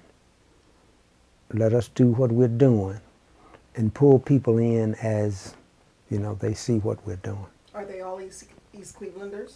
No. They're from pretty spread out across the Cleveland community. The men and women, or just men? Men and women. And the thing is that one of the things that when I began to be engaged, not in the library thing in East Cleveland, but when the administration was meeting with Case and some folk from Cleveland State about the quarter, okay? And the question of art came up, and, you know, people talking about hanging banisters on poles. No, hell no. We're talking about art. We're talking about that place, I don't know what it's called down there. But there's several places that if you're talking about an art quarter, you know, you have to be talking for real about art, performing spaces and, you know, and so forth. Not just hanging some banisters up on the street. Okay. And your role as an artist would be in what capacity? Genre? What genre? Yeah. I write and I am a professional actor and a musician. Mm-hmm. And it's interesting because I clearly understand the difference between art and entertainment. I opted out of entertaining in Hollywood before even I knew how to be an artist or what an artist was, or that even I was an artist. So I'm in the process now of really structuring some things in terms of my writing, in terms of when and how I perform as a musician, working on some things in terms of theater. Right now I'm engaged in writing a piece called The Southern Cross that deals with this whole fantasy about race and white supremacy. And it takes place in the South between two quote-unquote white families. And the piece is about what do white people do, or how do they deal with the fact that they suddenly find that they have black ancestors in the South, which can be, and so this particular play is about that. And so, you know, that's, and as I said, there are a lot of ideas that I have in terms of playwriting that deals with community stuff for real, whether it's crime, whether it's drugs, or whatever. You mentioned, just lost my thought, so keep talking back to me, I'm sure. It's about poverty, though. Oh, you said that part of your mission as an artist is to let people see themselves. Mm-hmm. And so if we're talking about 17,000 people, adults, I guess, these are 17,000. Yeah, I don't know. That is the figure that I heard from the administration when we were having these meetings, and I don't know, you know, just how that's... How accurate it is. Yeah. Well, if you're talking about that many people and a fairly large amount of poverty, how do you address poverty in art? How do you present that to the people who are consumers of your art or engaged with you in your art? You know, art, in terms of how it happens, is sort of like a spontaneous thing. It isn't that you think about something. You feel something in a certain situation, that something has happened, and blam. It's like, you know, I was talking about watching this TV program, and a line in one of the actors' thing was, everywhere in the world they're hurting little girls. And it just was such a powerful statement until right after I said, and little boys are taught how to do it. And so out of that now has to come this song that I create that expands this thing where all participants in it can see their part. And so in terms of approaching poverty, you know, just thinking about it now, the question is, you're talking about people lacking something. And one of the interesting things when I was talking about private property and so forth and so on, is that we're sitting up in the city. Everybody has to eat. But who really has any property where they can grow anything? With all the rules and regulations and blah, blah, blah, blah, blah. Even if I want to say, you know what, I'll do anything. I'll go out and grow my own food or whatever. Where you going to grow it at? And so there are a whole lot of things that have to be rethought and relooked at in terms of that. But, you know, I don't know whether I answered your question in terms of, as an artist, dealing with the issue of poverty. What you're talking about is someone lacking something, a dearth of something.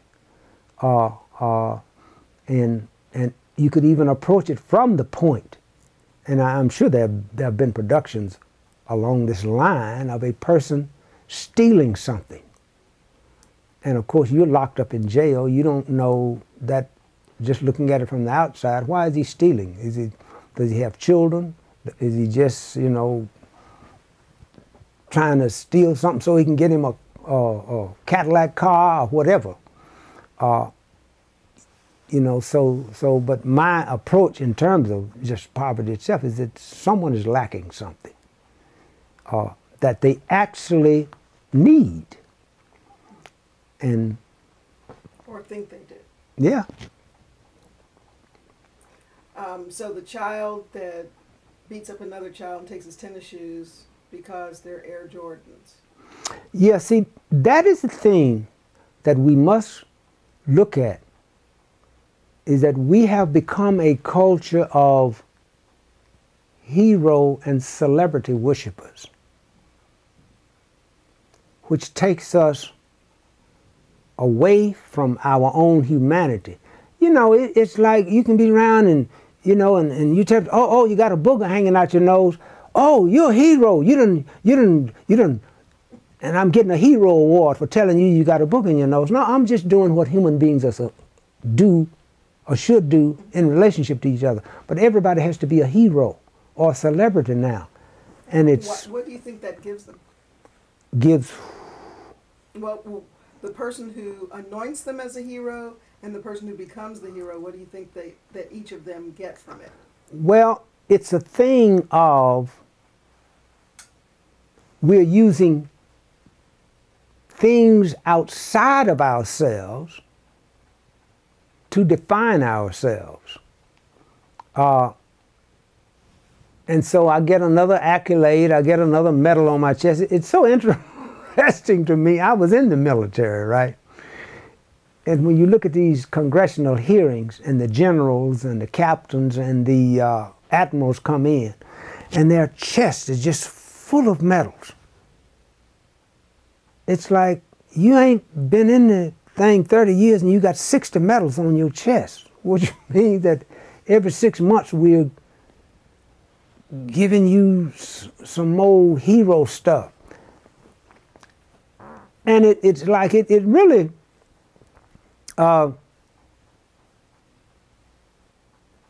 So it's all a part of this whole thing of that ties to defining yourself by something outside of yourself, a job or a career, rather than just defining yourself as a human being who in terms of looking around and seeing like, wow, that's something that I should do. Next week, it could be something else. We don't live that way in terms of out of our humanity. We have tied ourselves to these jobs. And it's so incredible now when you think about the economy. If you don't have a job, well, you ain't worthy of eating. You ain't worthy of having a place to sleep. You ain't got a job, which just becomes the identifying thing of who I am. And that's the way we look at life now. Mm-hmm. Speaking of not having a place to live, East Cleveland is a very small community. How many people do you think live in East Cleveland that are homeless? That's an interesting thing in terms of how you define homeless. You know, for instance, like I have a niece who met this guy, and he's now living with her. He has no job. He's you know, he isn't on the street, but he's homeless.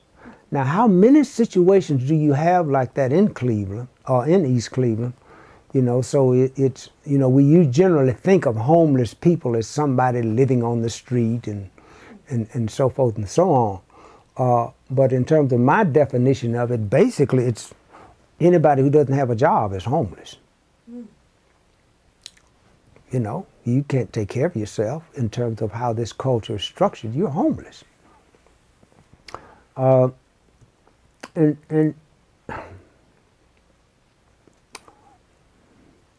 I wouldn't have no idea how to actually go around or to come to some conclusion of how many people are actually homeless.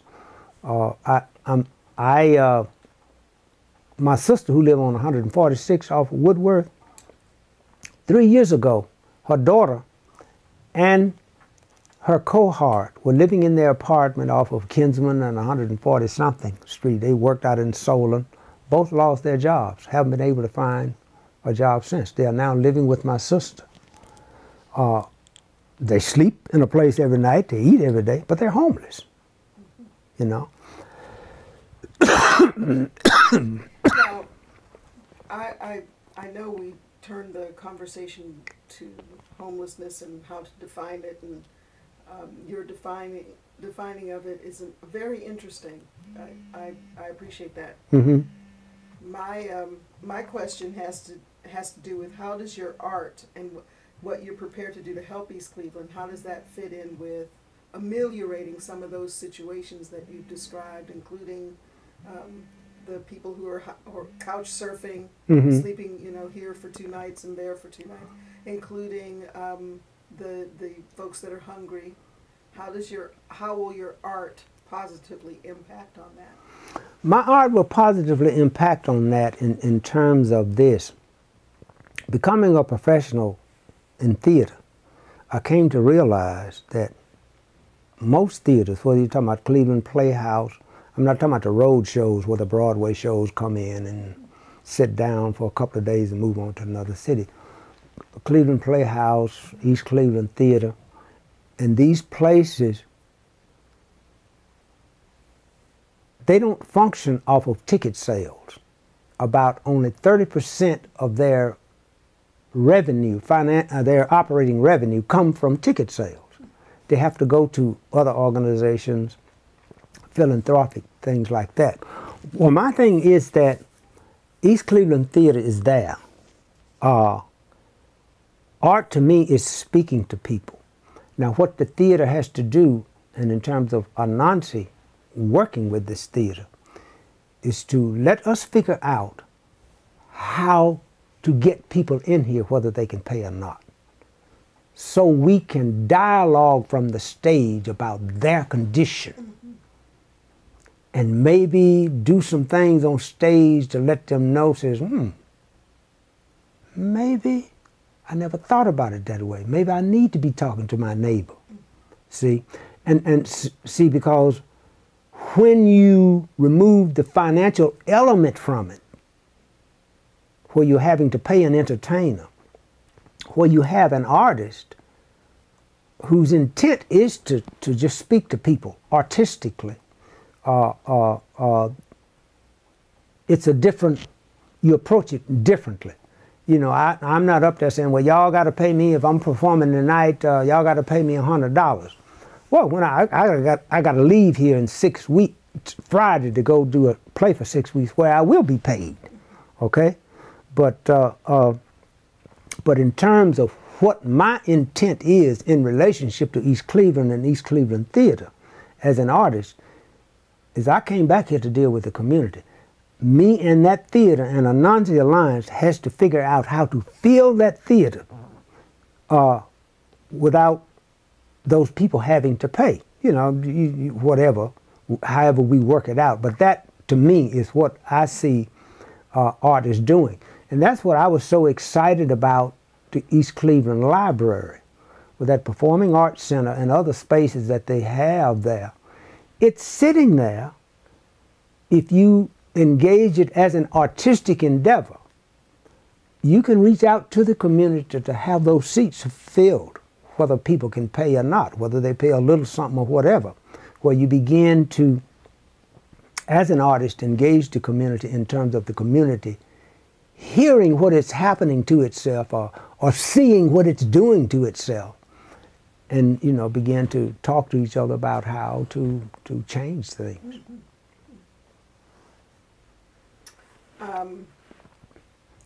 Well, I've looked around your lovely space here, and I see a lot of different kinds of artistic renderings, visual arts, on your walls. Mm-hmm.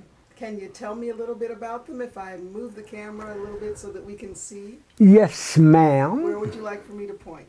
Well, now you see what you see, and and you tell me what you want to point at, and I'll explain what it is you're looking at. Okay. So I would like to start, I think, with the picture that is to your left, above you. Okay. The black and white thing? Yes. Well, when I came back to Cleveland from California, and at some point I decided to go ahead and get a bachelor's degree. So I went down to Cleveland State, and I was going to do psychology. And I took a couple of courses, and I said, these people are crazy. Let me figure out something else.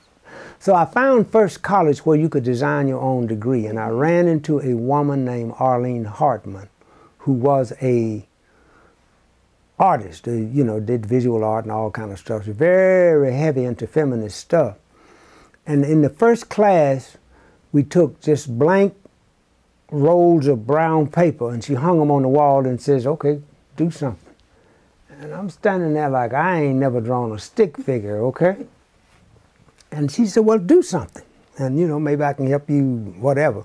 But I ended up focusing on art myself. And this was one of the creations that I did called, and it really surprised me that I could do visual art, because I had never done it before. And it's called Insensate. And it deals with what normally people refer to as 5 senses. The sense of taste in terms of the fruit, the sense of smell in terms of the skunk in the road, sense of sight in terms of the snake, music in terms of hearing, touch in terms of the couple there down on the right-hand corner. And of course, insensate means like, you know, snorting cocaine, and just where you just desensitize yourself to any and everything for whatever reason you do. And so that's how I went about creating that. So this is your creation? That's my, I don't see your signature on it. Well, It's in there somewhere? It's in there somewhere. I got to put it in or there. Maybe the whole thing is your signature. Okay. Now, to the left and to the right of your work is they look like a pair. Yeah. I have a niece who now lives in Jacksonville, Florida. At the time when I picked up these pieces, she was living in Winston-Salem. She was at the university, and she and her husband had an art gallery, and they had invited this African artist who does these things to come and present. And I purchased those two pieces. You know, I just like them so much. Africa? No, I know he's from West Africa, but I don't know from just what specific place he's from. Why did these speak to you? Having What did they say? To me, it is like Africans are very much into symbolism, and even though I don't know specifically what things symbolize what, and the colors, the thing of it is, it's almost like if you go to Mexico, you have all these vibrant colors in different buildings. And it's sort of like when you go into a kindergarten space or preschool space, you have all these colors. But as we get older, particularly here in America, the color just disappears from our lives. And the colors in these things were just so vibrant to me, I wanted them. Beautiful. Now, I'm taking it slowly up. I notice that you have a lot of photos on the wall. Some of them seem like relatives' photos. Yeah, some of them are relatives, and some of them are basically like awards and stuff. Like I was nominated for a Tony on Broadway, and Jeff Awards from Chicago, and the other pictures, some of them are just with groups of theater people, and of course some of them are grandchildren and etc. This large picture of a large number of people, is that from a play you did? Yeah, it's called Polk County, one of the most exhilarating pieces that I've ever done, and it was done by what's her name? Hurston. Oh, Zora Neale? Zora Neale Hurston. It was a play written by her about Polk County, where she grew up. And the interesting thing of it is, you see it's a large cast of characters, which you don't get to do that much, particularly if you're not doing a Broadway play. And this was done in Princeton, New Jersey, and Berkeley, California. And somehow they had come up with the money to hire all of these people to do this Zora Neale Hurston play. And it was just an incredible experience. So I've always kind of cherished that and got a picture on the wall. Fantastic.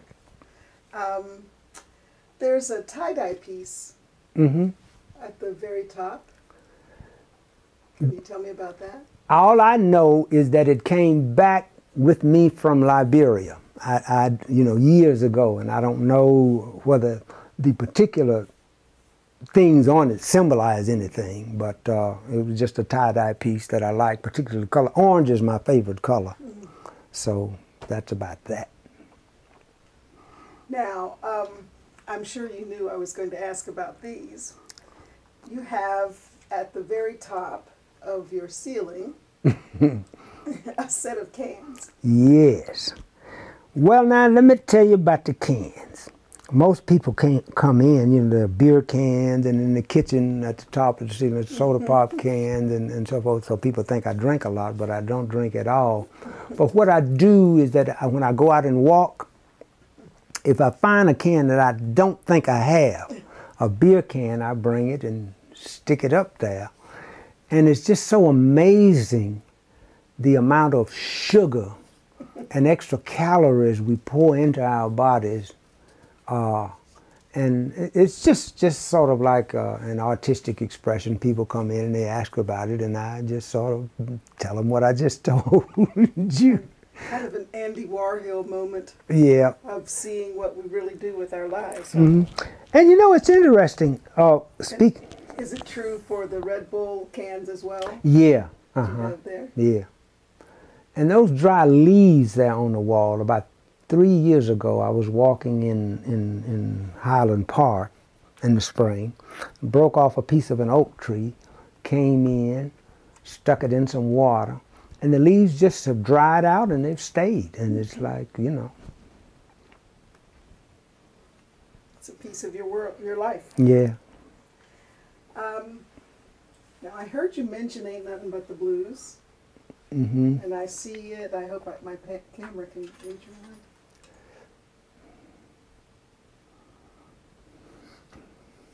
Tell me about this. This was my first professional theater production. That is, in Denver, Colorado. A friend of mine who I had played music with long ago in California, he was scheduled to do this piece. What it was is that the Denver Center Theater Company, they invite artists out every school year to tour the schools in the back country, whether you're a visual artist, musicians, or whatever. And this one fella by the name of Ron Taylor had been trying to get them to do a piece on the blues. So they agreed, says, okay, do us a 45-minute piece on the blues. And so there was 4 of us involved. And we went out, and my friend couldn't do it, so he told them, said, this guy named Mississippi, just call him. Don't forget the audition stuff. Just get him out here and he'll do it for you. So we went out and put this 45-minute piece together that's sort of a history of the blues. And on the tour, in the schools, it went so well, the theater asked us to go ahead and bump it up to a regular 2-hour theater piece, which we did, and eventually it ended up on Broadway. And what it is, gives a 400-year history of music, black music in America, from Africa to the present. And it was an arduous task because the amount of music that you're talking about, it was just very difficult to winnow down the 40 or so pieces of music that we could do in the piece. But it was a piece, as I said, that I co-wrote with 4 other people that eventually made it to Broadway. Well, thank you so much. Mm-hmm. We are going to spin back around now. I know that you have several other awards, and we could probably hear about many, but as you said, you gave your entertainment is secondary to the fact that you're an artist. Yeah. And working to make the world a better place. One of the shots that I didn't zoom up to, and I think I will now, is your Obama T-shirt.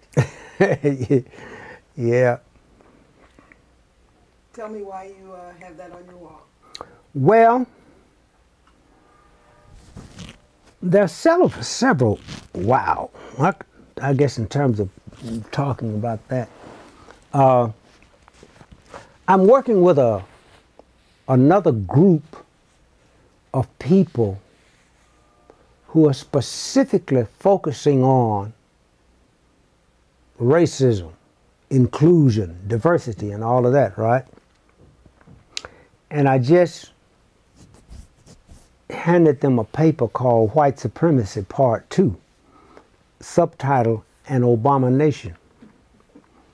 And it's dealing basically with how racially we are classified in terms of the one-drop rule. Now here's a man who, born here in America, his mother is European, his father is African, raised by his mother's family, white people.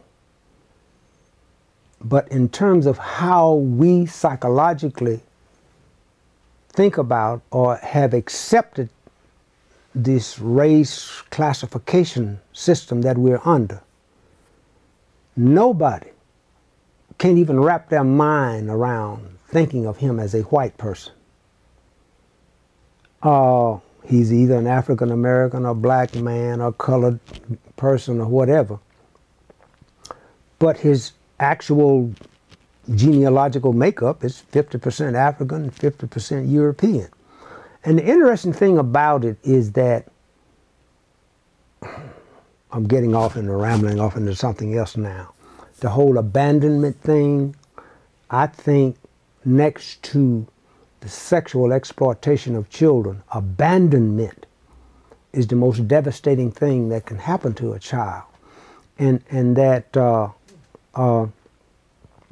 interesting thing about Obama is that if his father had been an African American, his mother could have easily, that's a word, I don't know whether you know it, it's called hypodescent.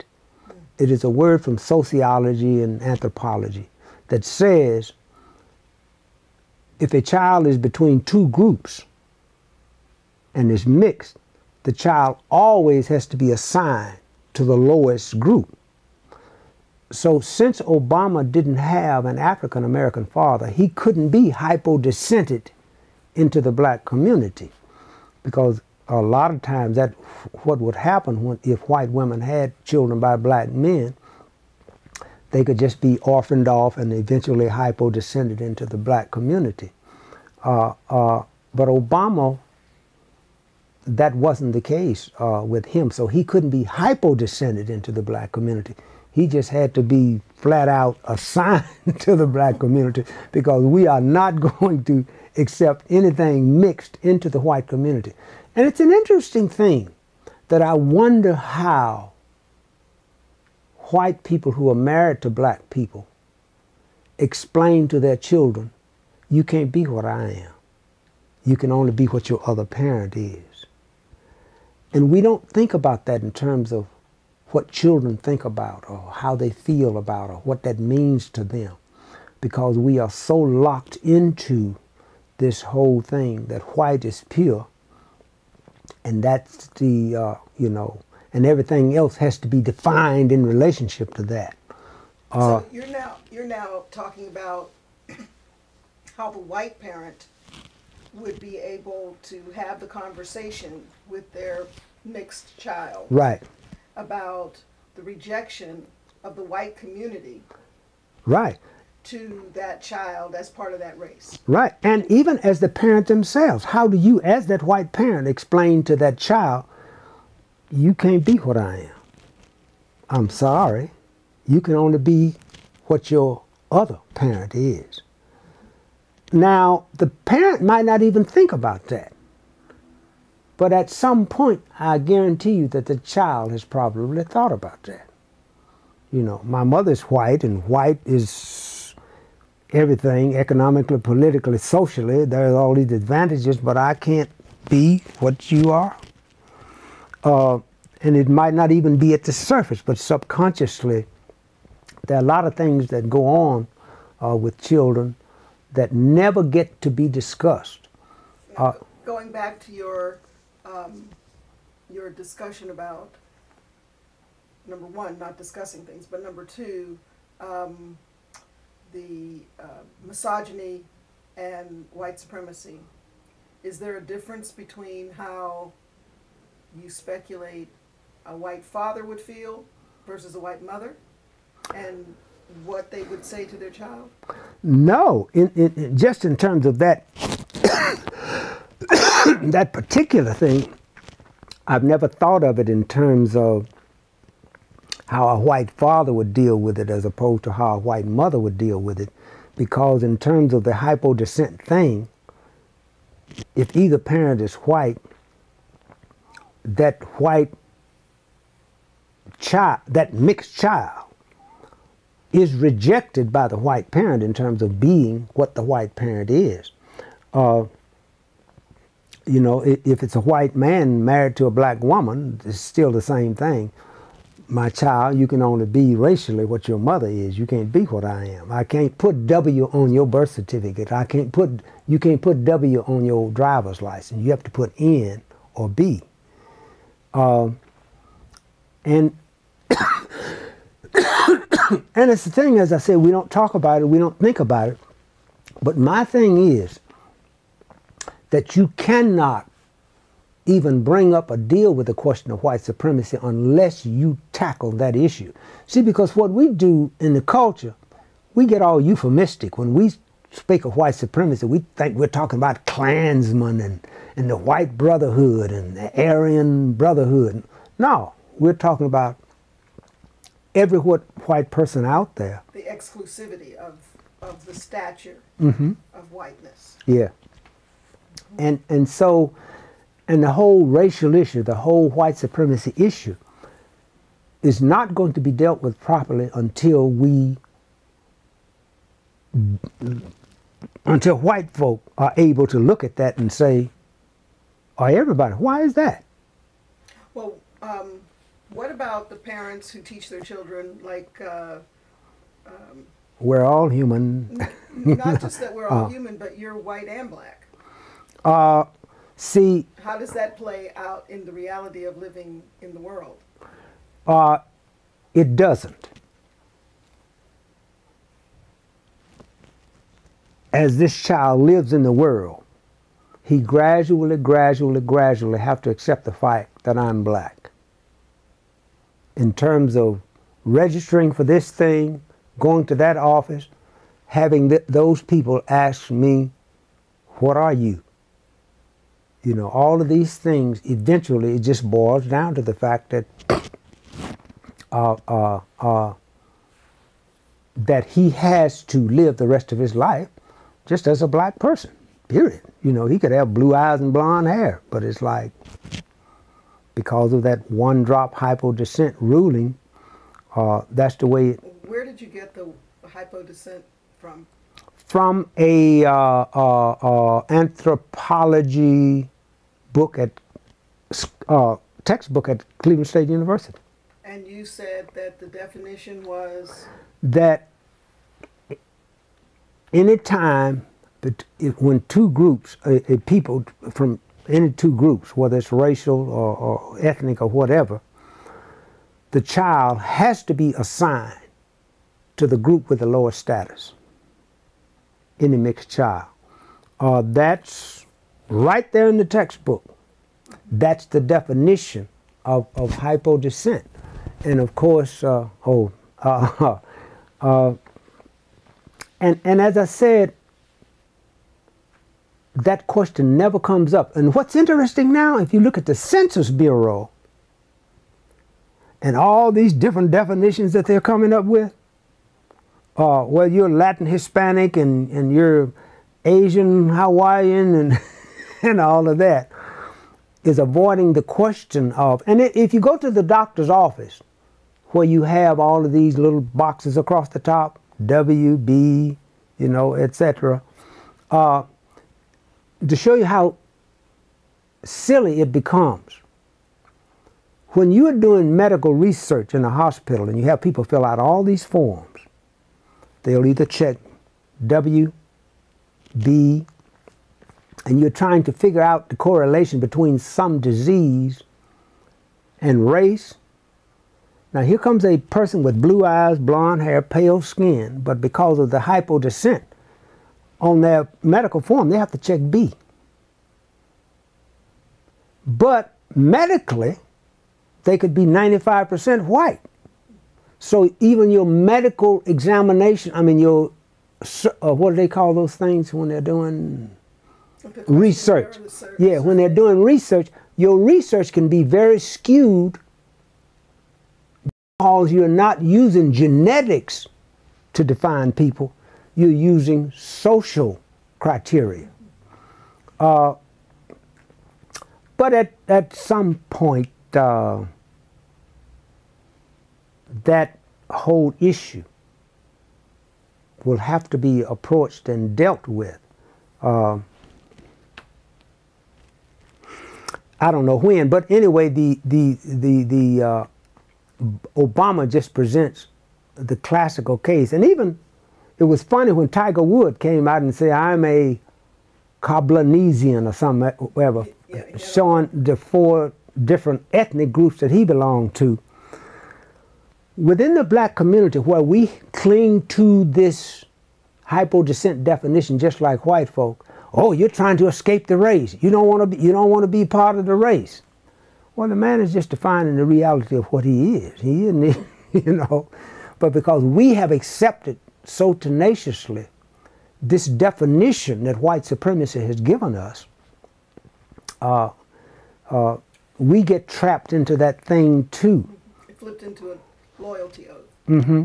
So we have to straitjacket ourselves into to that. How does that hypodescent that you speak of impact on one's perception of community or lack thereof? It affects it profoundly, because if you think of it this way, what has been forced on us as a community is what everybody claims that in the end they want. We just want people in the world and everybody's getting along and being human. Well, you have forced on the black community exactly that. The question is, when are you going to join the community? Well, I can't because I'm pure white. And how does it affect the black people who live in black community and feel the loyalty to blackness when, as you describe the race as a cultural fiction? Well, that's the thing. It is a fiction, and so what you are ascribing to is a fiction. And you cannot get to a reality by, let me put it this way. White supremacy says we're superior. And the only way we can stay superior is to keep ourselves pure. Anything mixed with us has to be something else. Okay, here comes Elijah Muhammad. Says, well, no, white folks are inferior. They grew up in caves and so forth and so on. Says, well, we're the superior people. And so I'm going to come up with a whole bunch of justifications and conclusions to show y'all that. Well, you cannot get rid of one illusion by creating another illusion. And so you have a lot of black people who get stuck in that. Well, we got melanin, and we done checked the thing, and melanin is proving that we're superior. Well, if you're superior, why are you letting all these little minority of people in the world do to you what they're doing? And so but it's a long, hard struggle to get people to accept the reality of being just human. And again, it's about education. People, before we really knew about genes and alleles and all of that, and so all of that has to become an educative process. But, And art has the capacity to address that. Art has the capacity to address that. I was just, because the reality is, just experientially, what everybody, who's done any traveling know, that any man, any woman and man get together from anywhere in the globe, no matter how different they look, they're going to produce a child that's going to have the capacity to do whatever human beings do. Now, that's the reality.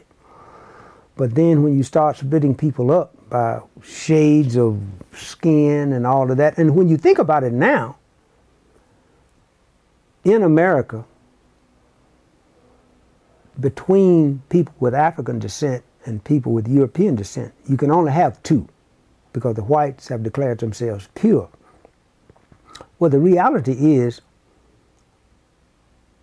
between someone with very pale skin and someone with black skin, like I experienced in Africa, you can have 1,000,000 shades in between.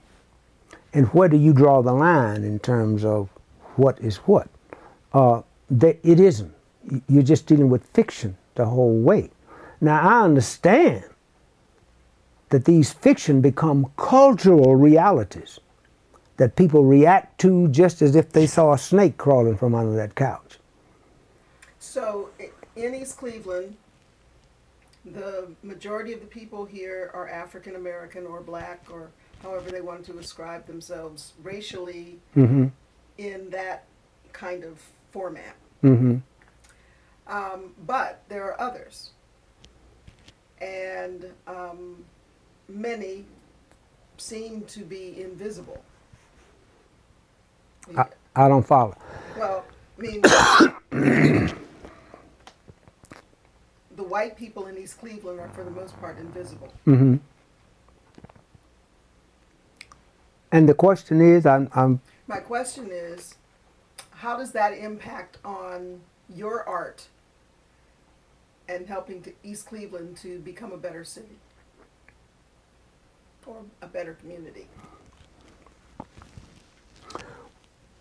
see how people, everything that's important is experiential. Okay? That is, you can define people as white and white and black, but when those people come together and start experiencing, that stuff disappears very quickly, particularly with children. See, one of the interesting things about being human, the things that fascinate us, is a difference. If I'm hearing one tone and suddenly it changes, you got my attention. If I'm just looking at black all the time and I see something white, you got my attention, and vice versa. Children are very attuned to that. They immediately go to the different thing. And so even before the race thing came up and people started classifying people racially, when blacks came up from Africa and went to Europe before, let's say, the 17th century, and even in writings, Othello was a general. Alexander was too. He was just, when you said the black general, you were referring to some physicality. You weren't referring to no race. But we've gotten stuck in this whole fiction about the differences. I'm saying part of East Cleveland's fiction is that it's an all-black town. Oh, I see what you're saying. If the roles were reversed and there were only 3 or 4, or let's say 20, 30, 100 black people living in East Cleveland, mm-hmm. many black people would be offended if they called it an all-white city. Well, what you're talking about right now is, again, it is because of the lack of interaction. Okay? I don't know, except for what's her name, the lady on the school board, and Pat. Yeah, and your mate. There are three white people that live on my street. Okay. And that's not Upper East Cleveland. Right. So the thing of it is, again, it's interaction. My niece is over there on whatever that street they live on or was living on. They never go up to your street, so they never see them. They don't interact with them at all. So it is the whole interacting, active thing. But let me try to get back to understanding the question that you're asking about. You know, some people are saying that East Cleveland is an all-black city, and ask me that question again. I'm asking, how does your art? You said that your art does a couple of different things. Mm-hmm. One, that it shares with others what's in your mind, and right. What's in your heart, mm-hmm. and it reflects to them what you see in them, mm-hmm. right?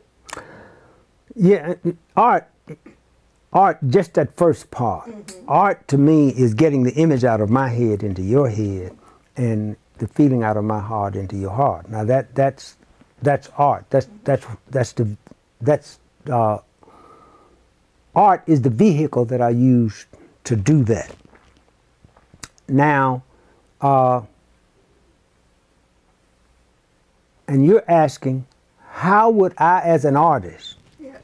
deal How with does your art deal with?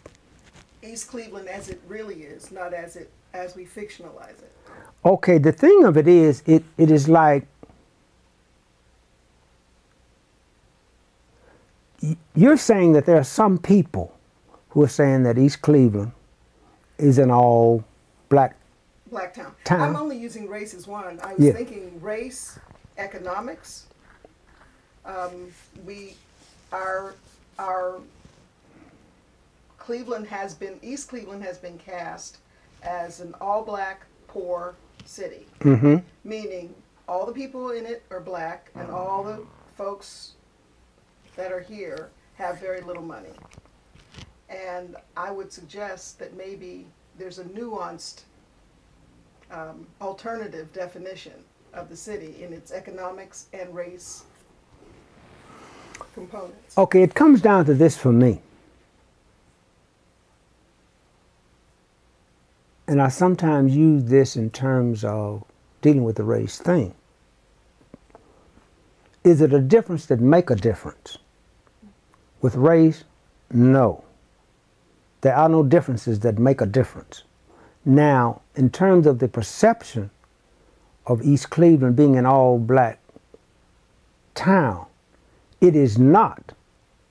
But is the not a difference that make a difference in terms of people's perceptions? And it's not. People still see it as an all-black city because the number of white people physically, or the people with economic means, are they sufficient to make a difference in terms of this being a poor, all-black town? No. Not if they're invisible, but perhaps if they're not invisible. I would offer this, that the people who have a higher socioeconomic status who are living in East Cleveland aren't necessarily the white people who are living in East Cleveland. Mm-hmm. Because, I'm down around Page and Euclid all the time, and I see poor whites all over the place in East Cleveland. Mm-hmm. And so if we only think of East Clevelanders as too poor to do things, then we'll miss those people who are there but invisible, who have money that could do things. Question is, why aren't they making themselves visible? Why aren't they stepping up and doing things? I would suggest that some of our, it's not for me to answer on this video, but we can talk about that at some point. Yeah. The question is, why aren't they? And you see, the question is, why are they invisible?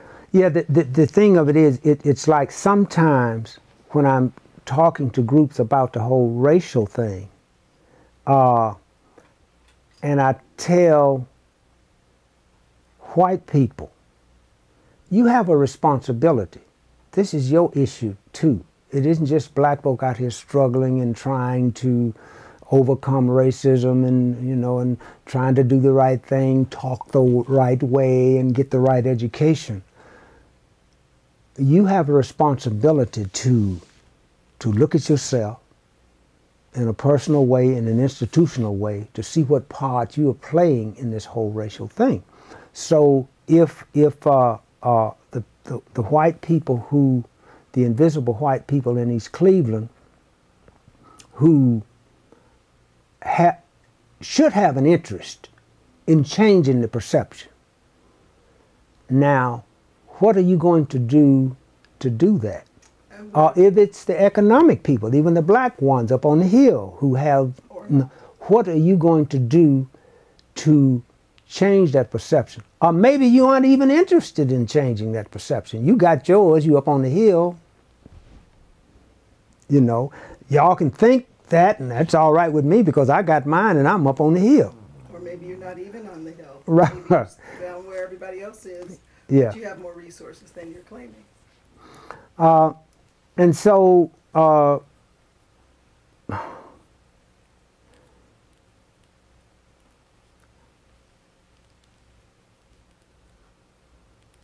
and I don't, I guess my simple question, and those were two examples of how we live in with a certain worldview, or in this case, city view. And art usually works on busting that stuff up and turning it into more reality-based. This is what I see through the eyes and ears and heart of myself as an artist. You know, as an artist, one of the ways that I would perhaps approach that is to write a play about, do a stage production about, not about, but from the white people in East Cleveland, talking about their feelings, their thoughts about being here, or why they haven't left, or why they are here. A stage production, let's say at East Cleveland Theater, they up there on that stage, I mean, not the actual people, but the production, and black people out there looking at this, hearing these people saying what they're saying, feeling what they're feeling, you know, feeling like, well, I'm here, and it's like, I am not leaving, you know, I'm here. Why am I not being related to? Why am I not being recognized or whatever?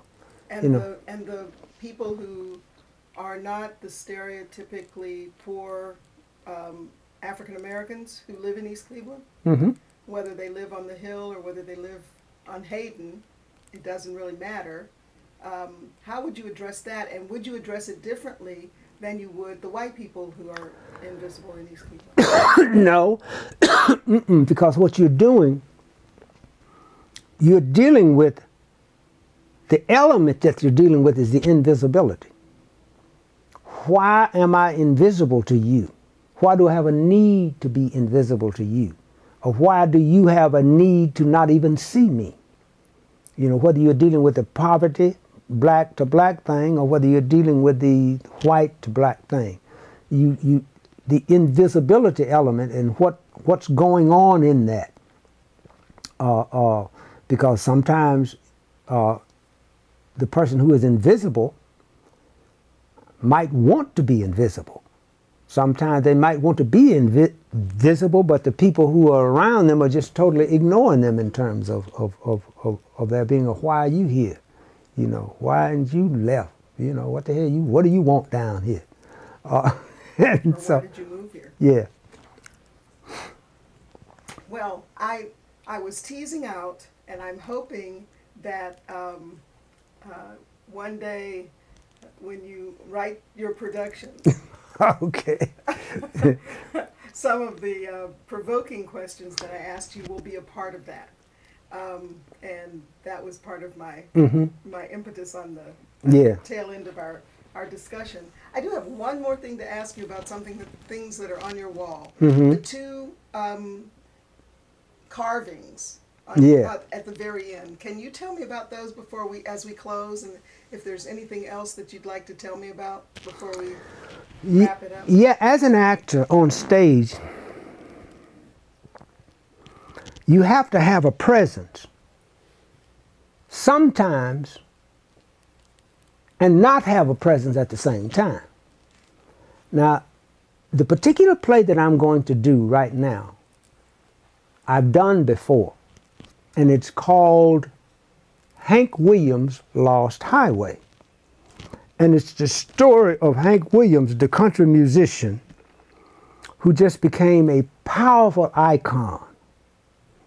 And most people don't understand that he was taught to play and sing by a black man in Montgomery, Alabama.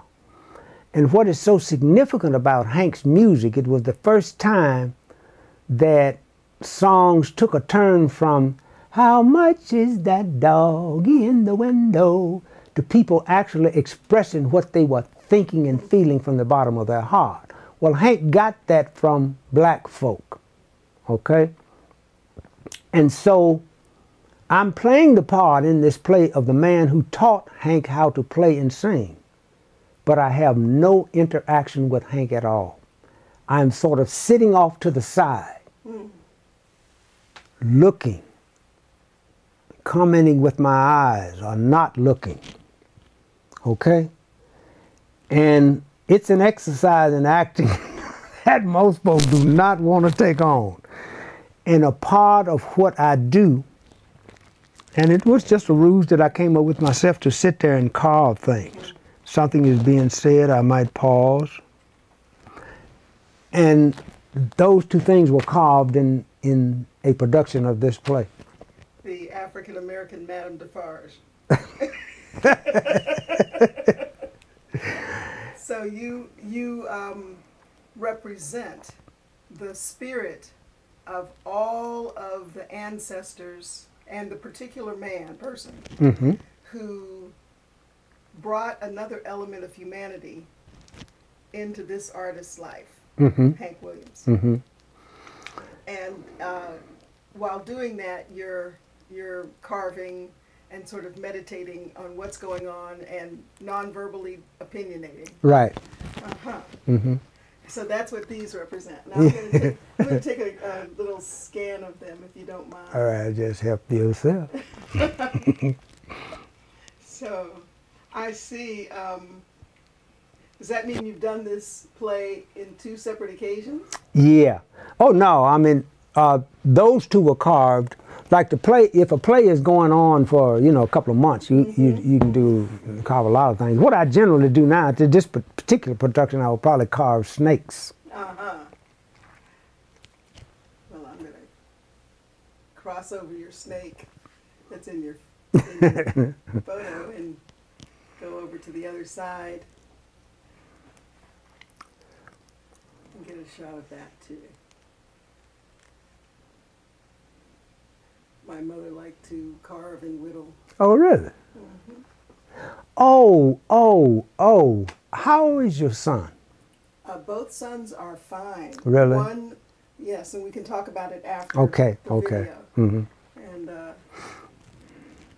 love to share that out with you.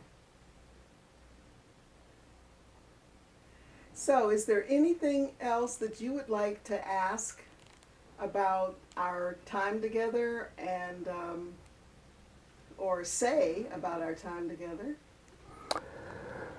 No, other than I just think that this project, now that we have the capabilities that we didn't have before, between the griots before we left Africa and maybe up to modern times, to have the ability to tell the story in a live way for history in terms of what it's like, what it's been like. And I don't know what's the end product of all of this, but I do think it's just a powerful thing that whoever came up with the idea just must carry on. It is a wonderful idea. Dr. Rhonda Williams gave birth to the idea, mm-hmm. but it is a community birthing as Okay. well. When you say you don't know what the end product will be, the end product is partly up to you and everyone else who's participating and the East Cleveland community as a whole. Okay. Because we're looking to take these videos and create other avenues of expressing the ideas that are in the video. Mm-hmm. And so when I asked you what you envision for East Cleveland, and when I asked what you would be interested in doing to make East Cleveland a better place, Mm-hmm. we're going to go back and say, oh, he said he would, and maybe try to entice you to take some steps toward that in concert with what we're doing. Okay. So it really is a community effort, Mm-hmm. and it's called it has action in the title and it has visioning in the title. So you can see that what we do in our voicing and action project, Mm-hmm. that's really what it's called. Mm-hmm. So we're giving voice to our interests and putting action behind it. Mm-hmm. I had mentioned to you about the guy who owned Hayden, Uh-huh. who had fixed my car, And the reason why I wanted to go back, he was an old man, probably in his 80s, and he's still there knocking dents out of cars and doing all that. Did a wonderful job on my van. And I knew, and he only charged me $500, and I knew this was a $2,500 job somewhere else, right? And I'm thinking he's basically by himself and one other guy, and there's nothing being passed on in terms of that. And he had been there for years, and I guess he's still there. What I will do, I will go by, get his information, because I told him I would like to come back and video him. And I'll pass that on to you, and maybe he's someone that... I'd love to be able to do that. Yeah. So if you get me his name and a contact, I'll go and have the same kind of process. Yeah. I would probably walk through the shop. Permission and permission slip. Oh, right. So that he could see it. I'm going to turn this off now. Okay. I thank you so much. Again, well, you're welcome. Say your full name and what you like to be called. And all right. My full name is Charles William Bevel. I like to be called Sip or Mississippi. And that's that. Well, thank you so much, Charles, Mississippi. Okay, you're welcome. I appreciate your time. Mm-hmm.